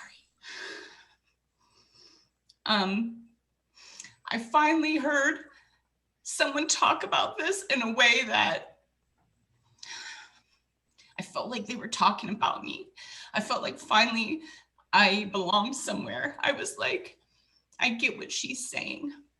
I'm going to put the link to that TED Talk in the chat, and I'm going to try to get myself together here because I became a hot mess in 2 seconds. But let's talk about, what got me to that complex PTSD diagnosis and what a crappy childhood looked like. For me, that started with abandonment of my dad. I lived with my mom. She married a raging, abusive alcoholic who beat his children from previous marriages. One of my step siblings is a homeless drug addict, and another one committed suicide.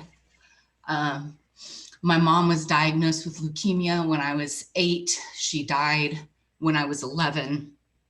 I was being abused by a family member during that time that she was sick, and I told because I didn't want her to know that I was allowing someone to do those things to me. But I got the courage to tell her, and I reported it. We reported it. I testified on the stand for 3 days. My stepdad ended up adopting me because we didn't want that side of the family to get a hold of me if my mom died. And when she died, my stepdad ended up abusing me after that. And then I went into foster homes. So, Larissa, when you bring up foster care, it really touches me.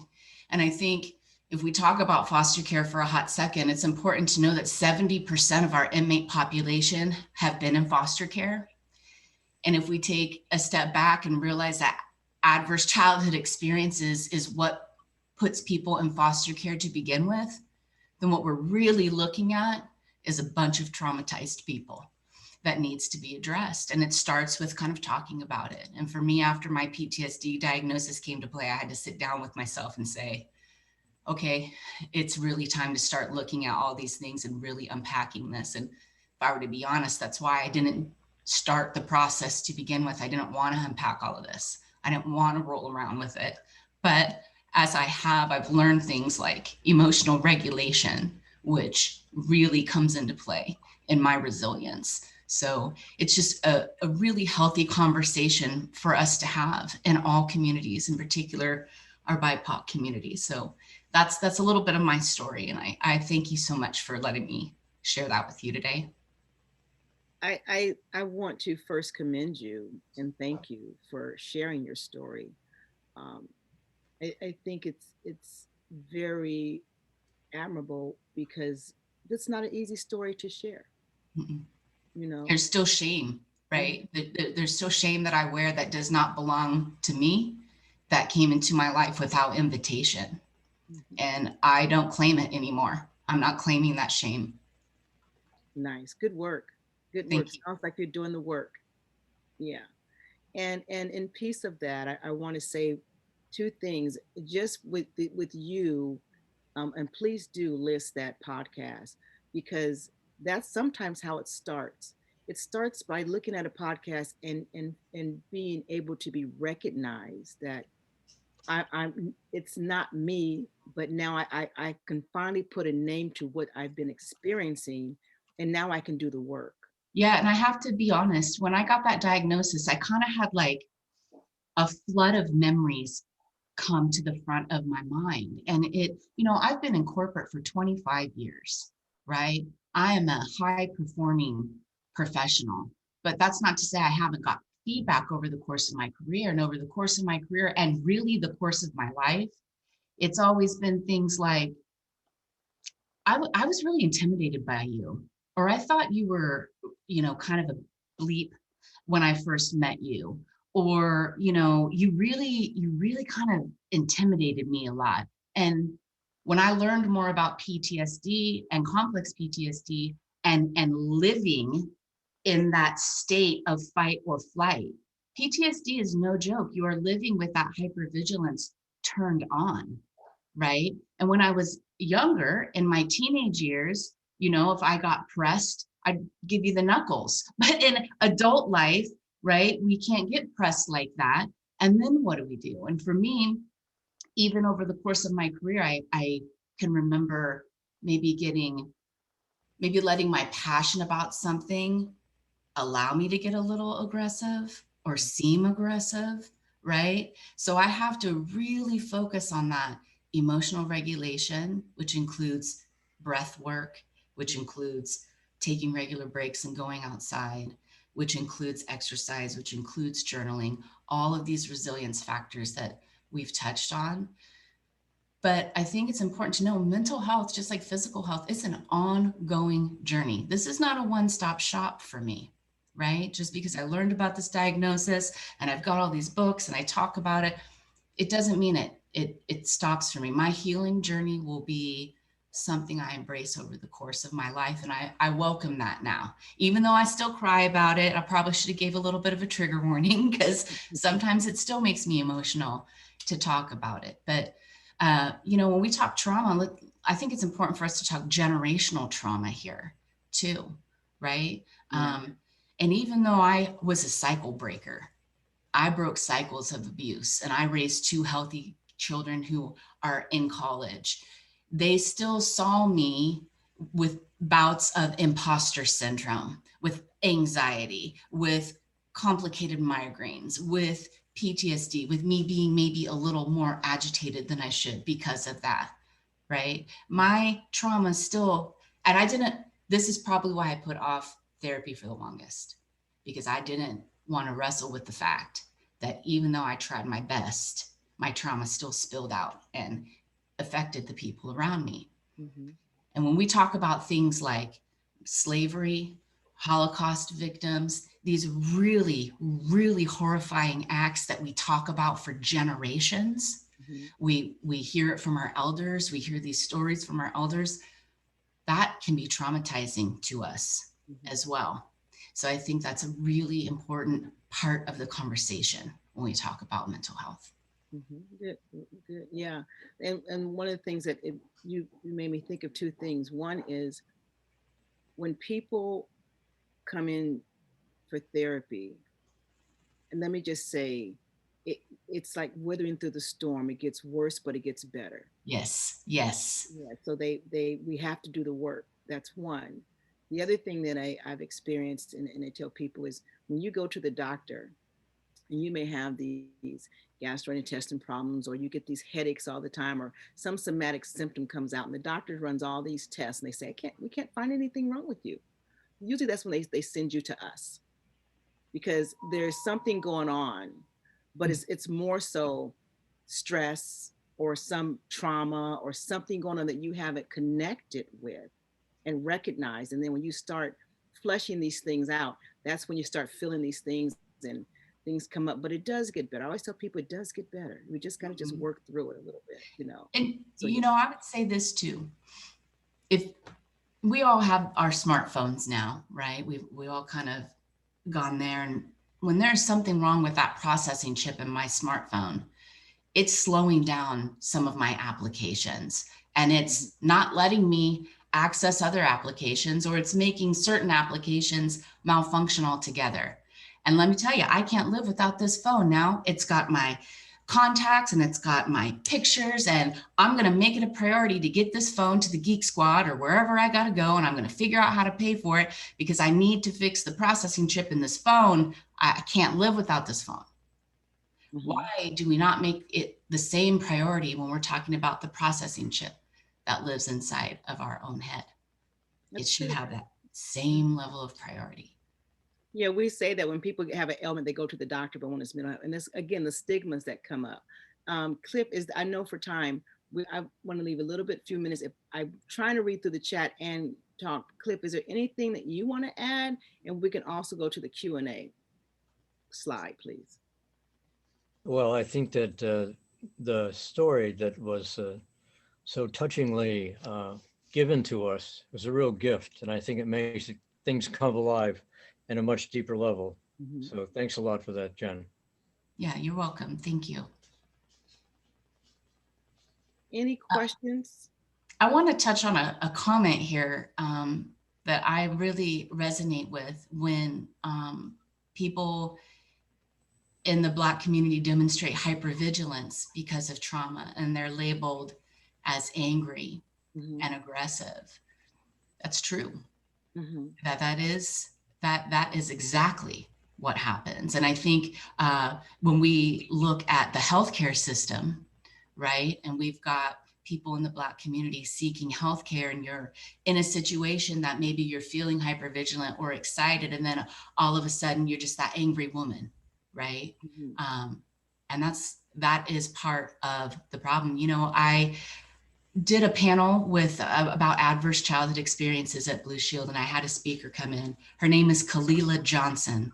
If you guys are interested, I'll put her name in the chat. She's a phenomenal speaker about adverse childhood experiences. And she told me a story about being misdiagnosed as bipolar. And, you know, it's interesting. 5 years ago, I probably would have never asked this question of her, but I felt really compelled at this point, just now knowing what I know and learning what I've learned and, you know, rolling around in this context. I needed to know, do you feel like you were misdiagnosed because you were a Black woman? And she said, absolutely, I do. And I'll tell you why. And she explained it to me. And she explained it that it started with, she didn't feel like she was being heard. She didn't feel like what she was saying was resonating and it wasn't being heard. And then she was getting a little more worried and excited because she wasn't being heard. And then it just spiraled out of control. And the next thing you know, she's heavily medicated on lithium. She's gained 60 pounds. She feels like a prisoner in her own body because she was misdiagnosed, because she was not heard. That's not okay.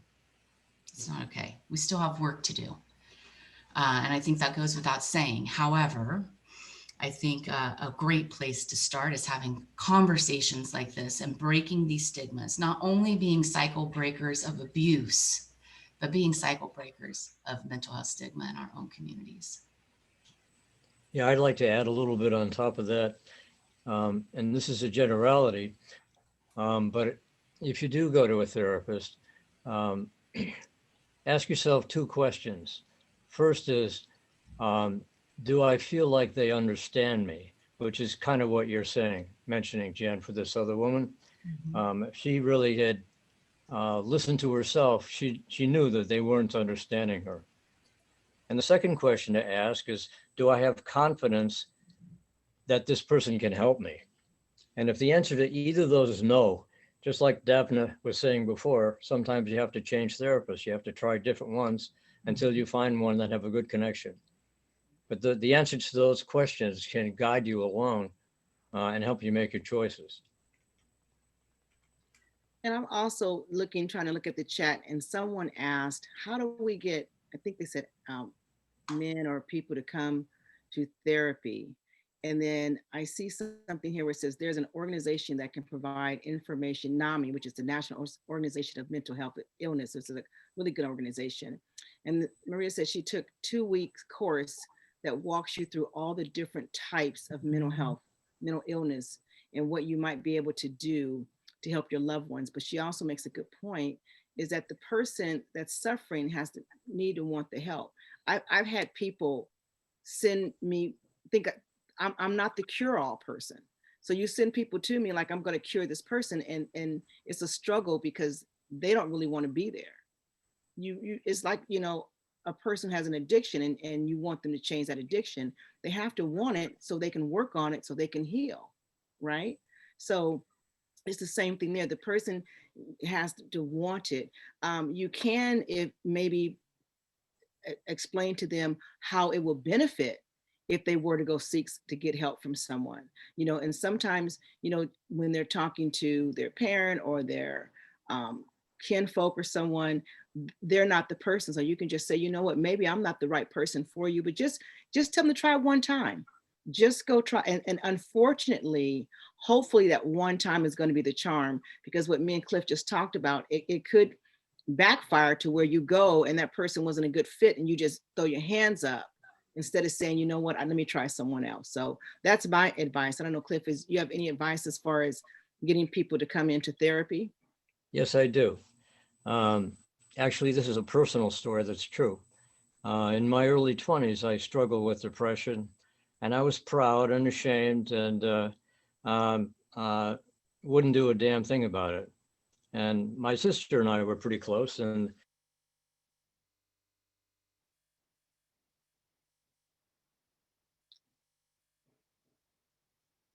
He's frozen again. Sorry, it's his internet connection. It's on his end. Right. His connection will catch up in a second, but he'll have to repeat you're himself. saying, Cliff, saying, you froze. You froze. You'll have to repeat yourself again. You got to your sister. yeah, so my sister said, Cliff, I love you. I'm not saying there's anything wrong with you. I'm just saying I think you could be a happier person. Because usually what people hear when you suggest they go to therapy, they think you're saying, I think there's something wrong with you. I don't know if I'm frozen again. You're not frozen, but we might have missed the beginning of what you were saying. I beg your pardon? You're not frozen now, but we might have missed the beginning of what you were saying. Well, I was just saying that, in my early 20s, I had some depression problems, and I was like everybody else, or many people, that I wanted to handle on my own. I was ashamed of getting help. I was very stubborn about it. And then my sister intervened with that comment, and that in some sense made my life go in an entirely different direction.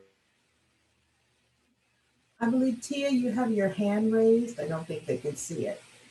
Right. I was just seeing her in the chat. I was going to let him finish and then address her question. Thank you for putting that in the chat, Tia, because I didn't see your hand. Oh, that's okay. So my question is, what is happening on a larger scale to educate corporations about mental health? And I'm specifically stating that generational wealth is very important. So getting life insurance policies is one way. People who don't make a lot of money on a day-to-day basis can ensure that their families get resources in the future. But a lot of people are being denied for having a mental health diagnosis. So you're almost getting shamed by big corporation for seeking help and acknowledging that, I have things going on in my life that I need help with. So it's almost like backfiring. You get the help you need, but then, these big corporations will deny you because they believe that mental health equates to this person may want to kill themselves and they're a liability for my for my company. I think with the introduction of employee resource groups, I think we're going to see that change. So I co-chair the disability resource group because technically complex PTSD is a disability. And I wanted to show up for people like me because I knew if I was out there suffering in silence, so were other people. 67% of the population has one adverse childhood experience. 1/8 have more than one. It's common, right? So I knew that there were a lot of people suffering in silence. And in January, I mentioned that adverse childhood experience panel, I came out like I have with you all today and talked about my story, because somebody has to do it. Somebody has to step forward and break the silence.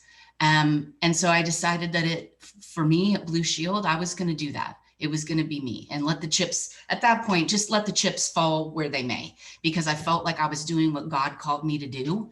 And now you're seeing corporations create things like mental health ally groups, right? Trying to train a portion of their employee population to become mental health and trauma informed, so we can have more conversations like this.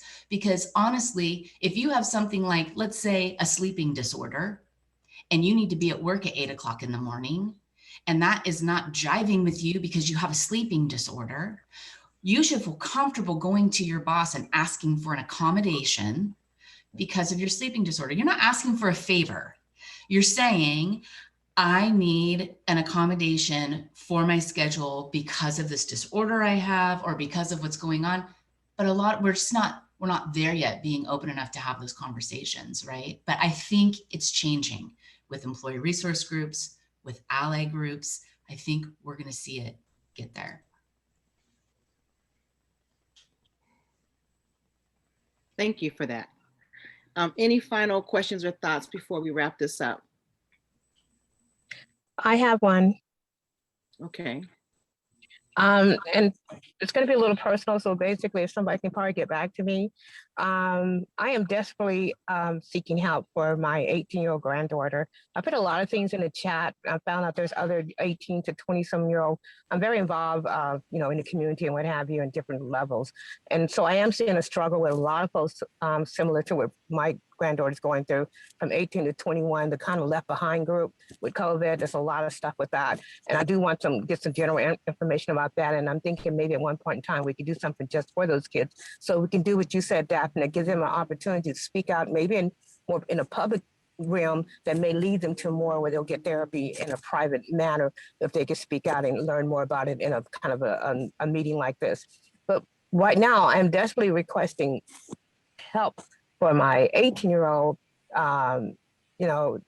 like everybody else, beautiful granddaughter, doing just like all the right things, like Jen and Jen said, doing all the right things, but suffering greatly emotionally and struggling.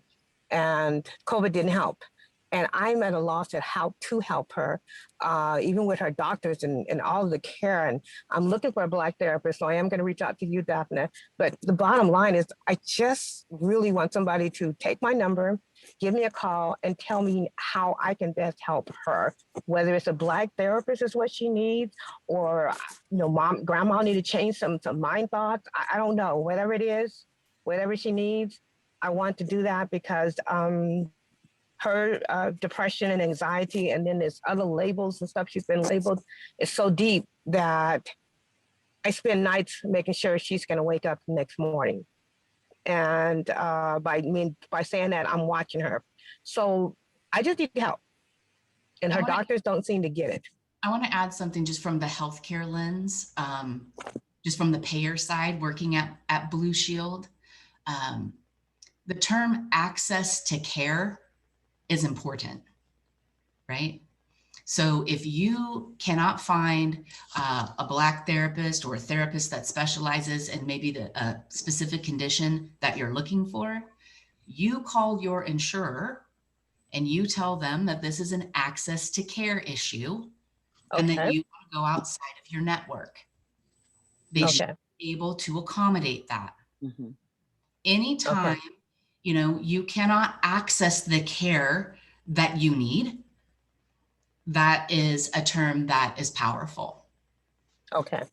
Thank you. As an advocate, I will definitely use that. And she is a Blue Shields patient. So I want to give you my phone number. If you don't mind contacting me and see how I can take care of that right in our network. And if not, the next step. So I'm gonna give you my phone number. Everybody else on there probably have it, but I'm gonna give it to you in the chat. My name is Laura Bird. And when I heard with you in Blue Shields, and when I heard your story, it touched me. I want my granddaughter to have the healing you're having. I want her to have now, not when she turns get Right. older. I want it now. Exactly. And because I get frustrated about that sometimes, that I didn't stick with it early on, that, you know, they asked the hard questions and I packed it up and hiked out of there. And it took me until midlife, right, to really find healing. And there should not be that much suffrage, right? It shouldn't take someone to get to midlife to find healing. Thank you.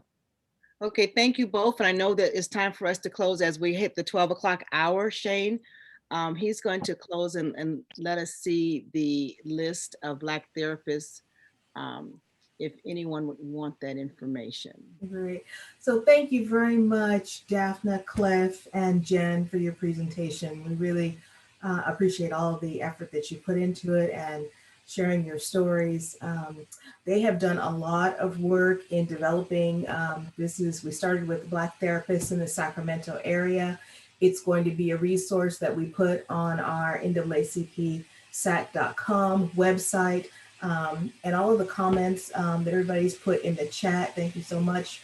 There are additional resources out there for safe spaces and for other therapists in the area. Please feel free to send those to us.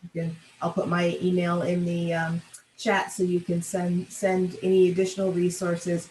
I saw veterans resources about PTSD, information about NAMI, which is National Alliance on Mental Health Illness. Their mental health event is coming up May 22nd. It's a virtual fair. I think the more we get the word out there and those supporting mental health will reduce the stigma. So that's really needed. Also, there's podcasts and other resources that we will make sure are available on the website for you all. Again, thanks everybody for being with us today. And I'll turn things back over to our president to close us out. And Thank you, Valerie, for a fantastic job for putting this on in your health committee, along with Stacy Anderson, and looking at these beautiful pictures of these providers, these doctors, counselors, when it comes to mental health. I personally didn't know we had the numbers that we're showing on the screen. So this is excellent information that's being shared with not just our Zoom audience, but our Facebook Live audience as well. So something definitely needed. I know early on we talked about Cover California, and whether you have insurance or not, but it's there. If you're on Medi-Cal, it doesn't matter as far as the deadline is concerned. But those of you who know someone that's still seeking type of healthcare coverage due to COVID, loss of job, layoff, whatever the case may be, please have them call by May 15th. That deadline is right around the corner. The One Solution 916 area code 689-1978, 689-1978 is the number, so that and hopefully they can put that into the chat line as well. Everyone is asking about the slide presentation that Daphne in the middle, I was about to say mental health committee, but the health committee presented. So if you're interested in getting that information, we're going to make sure that our secretary and Daphne, if you haven't put your contact information into the chat, let's do that as well. This whole presentation will be on our YouTube channel. And so we have that information up as well. You can give us a call if you would like more information about any and everything that we presented today. You can call or text us. There's the YouTube information as well as our website information. And I don't see, or do I see the email information? I don't see that on there. But the email that we want them to use, correct me if I'm wrong, Stacy, is SEC for like secretary, SEC, NAACP 1060.com. Is that correct? No, Okay. I put it in the chat. It's the SAC NAACP secretary1 @gmail.com, and I'll put it in again. Can you also correct the flyer because the individuals who are not on Zoom can't see the chat, but they do see this flyer that's up here. And if they are even taking a picture of it with their cell phone, that piece of information is missing on the flyer. So we do need to update the flyer with the correct email and the correct website. I thought we had the correct. We did. Last month, Yeah. we went through this, didn't we? We did. I corrected them. Somehow this one came. Shane had- I'll fix this in like 2 minutes. And then Okay, you can thank post you. it. Thank you. Go ahead and post the email address too in the chat, and I'll re-correct this flyer in like a few seconds. Thank you so much. Jen Brenner, thank you for your story.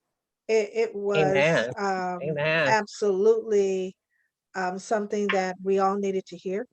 And there is a stigma, and I seen some statements in the chat describing African American women when there was one word that talked about when we get frustrated, we become angry, Black women.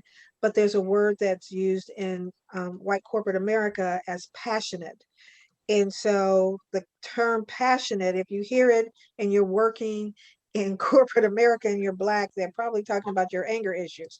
So be concerned.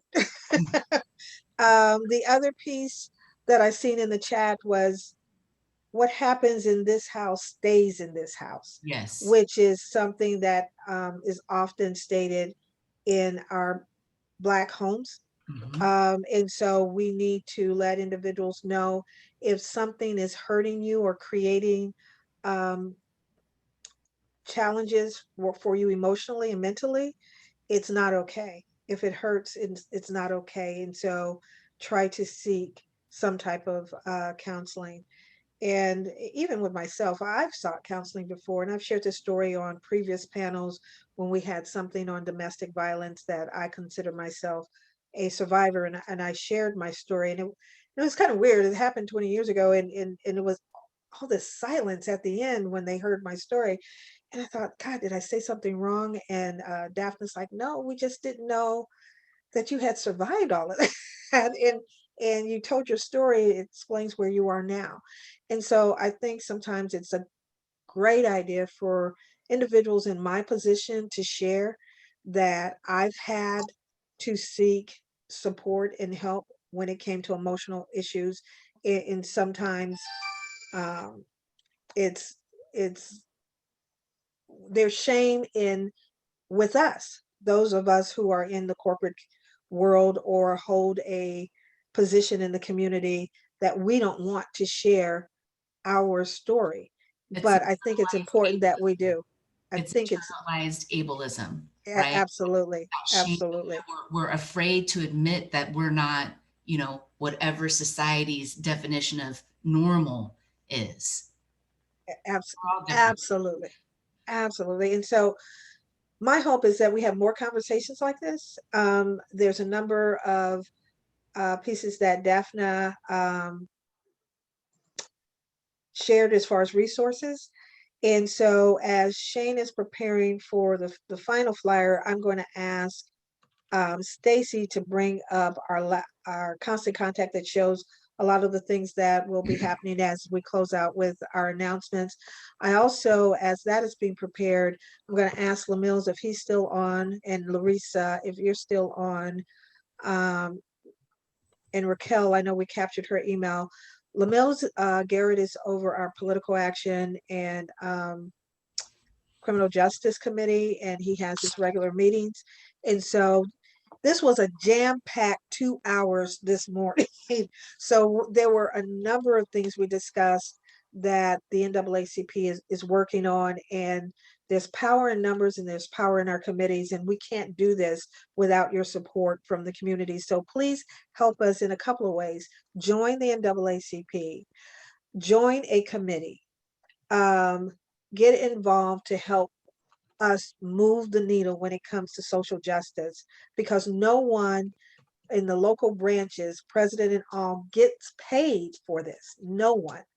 And so We Survive membership is the lifeblood of the NAACP, $30 for an adult, $7 for a year membership, and $750 for a lifetime membership. And so you pay that once and you never have to pay it again, and you stay on our books forever. The other piece, Larissa, I keep want to call her Larissa. Larissa Wells, our chairperson of the environmental justice, did a powerful piece on the drinking water in greater city of Sacramento and our fight for environmental justice there. So I've asked her to put her information back in the chat because it may have gotten lost through the presentation. And Tijuana Barnes, who's the chair of our AXO, our youth, and I'm asking her to put her information. There's a fundraiser and with the popcorn that she is supporting as well. Do we have Stacy? You know, I'm vetting because I'm hoping that we have the constant contact with all the flyers and all the information that we discussed to have at the end, that we would have that. Don't forget about May 15th, where the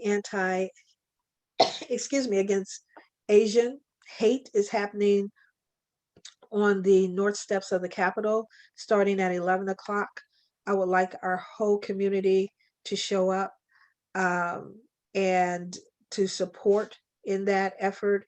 It's time for us, as I've been speaking with the Asian community, that we come together in one voice and talk about criminal justice issues together. And that's another discussion that I think we all need to have, because within the community, there is some chatter when it comes to the Asian community, although everyone feels the same, that this hate against Asians and African Americans should not be happening. But the other part of that discussion is that why aren't we as close together when it comes to African Americans and Asians? And we need to have that discussion. And so that's something that we'll be working on. I'm going to go back to Stacy because I don't see that flyer yet. So Shane, Shane, do you have it, or I was just, okay, here we go. Which flyer? Okay. The flyers of all of the information of the. Yeah. Oh, sorry. Okay, so while they're doing Which one that, first? Just whatever you have. I mean, the first. You know what? I'm going to ask you two to talk amongst each other and to mute yourself. Sorry about that. No worries.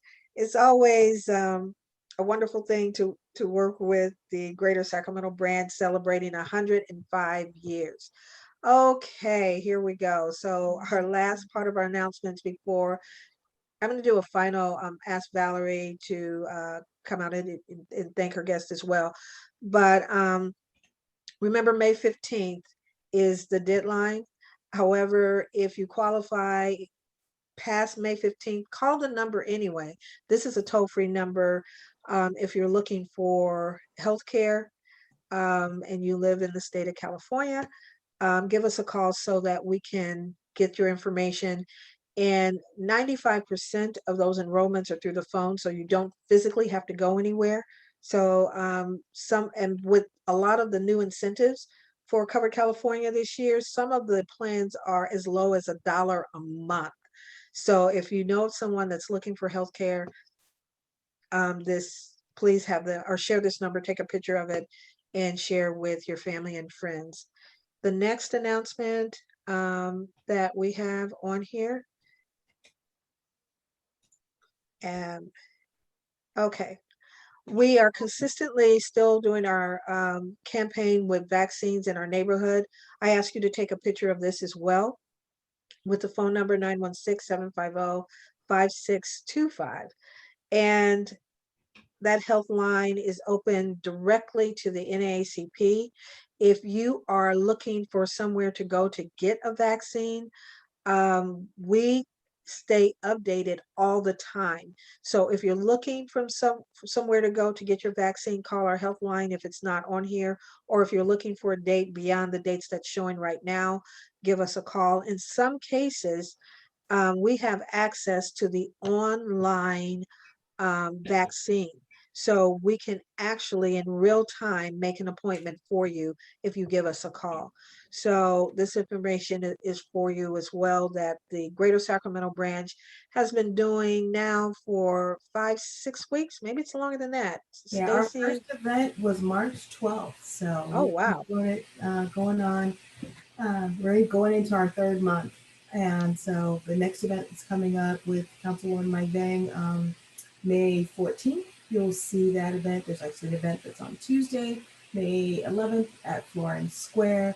And we also have other opportunities. I wanted to make sure to tell everyone about, if you know anyone who's homebound and they're not able to get out and physically go to an event, please call our health line with their names. We have several Black doctors in the area that are willing to go to their homes and vaccinate them. So we have those opportunities, as well as One Community Health is making doses available every day.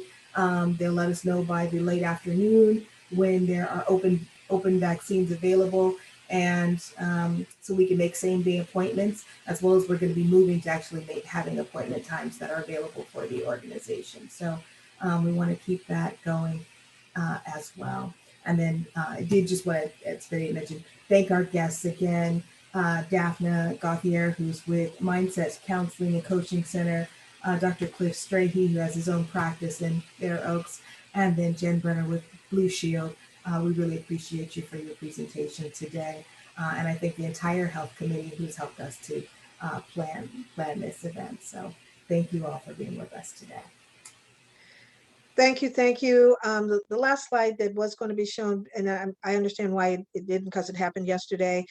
On a monthly basis, we are involved in an expungement, statewide expungement, where we have the public defender and the DA and others that actually, it's virtual, but we put you in a breakout room that have individuals that can help process expungement. And so if you live in the Greater Sacramento area or San Joaquin, actually there's 7 areas depending on where you live or where the incident happened, we can do expungement. But the Greater Sacramento is also developing its own local expungement partnership.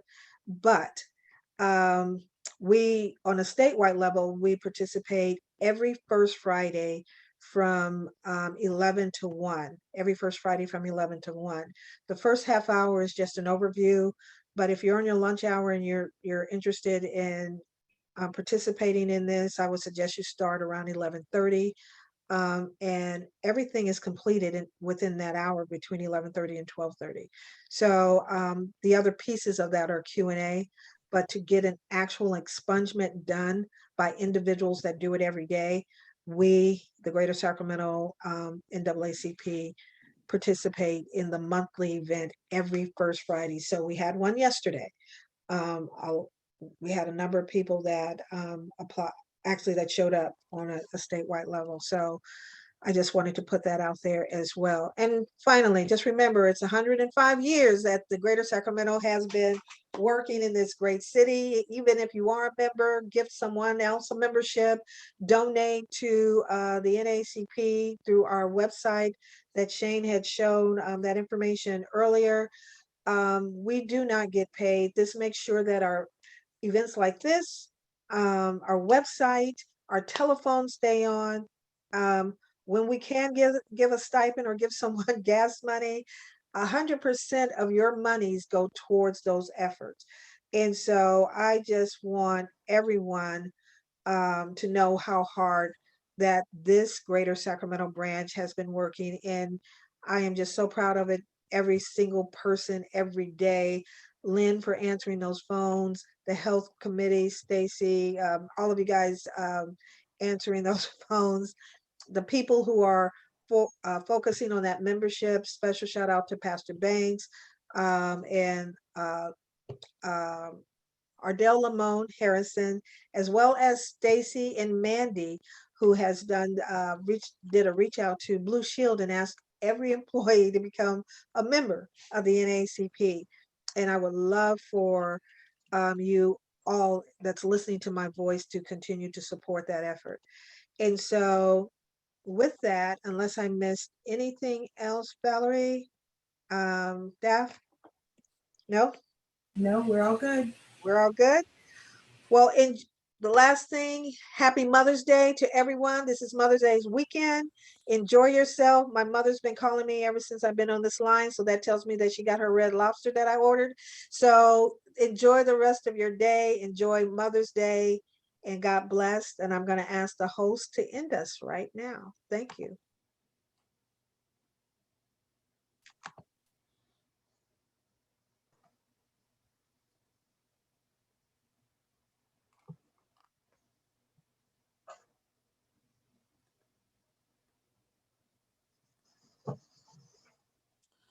I have just one brief question. So I'm looking at the email that's there. Is that one supposed to be the @ or is it actually SAC NAACP Secretary 1 @ Gmail? That Sorry, it's an @ sign. It's an @ no, that's gonna be Secretary 1 @ NAACP. Okay. Thank Right you. here. Sorry, I was rushing. You're fine. Just thought I'd clarify.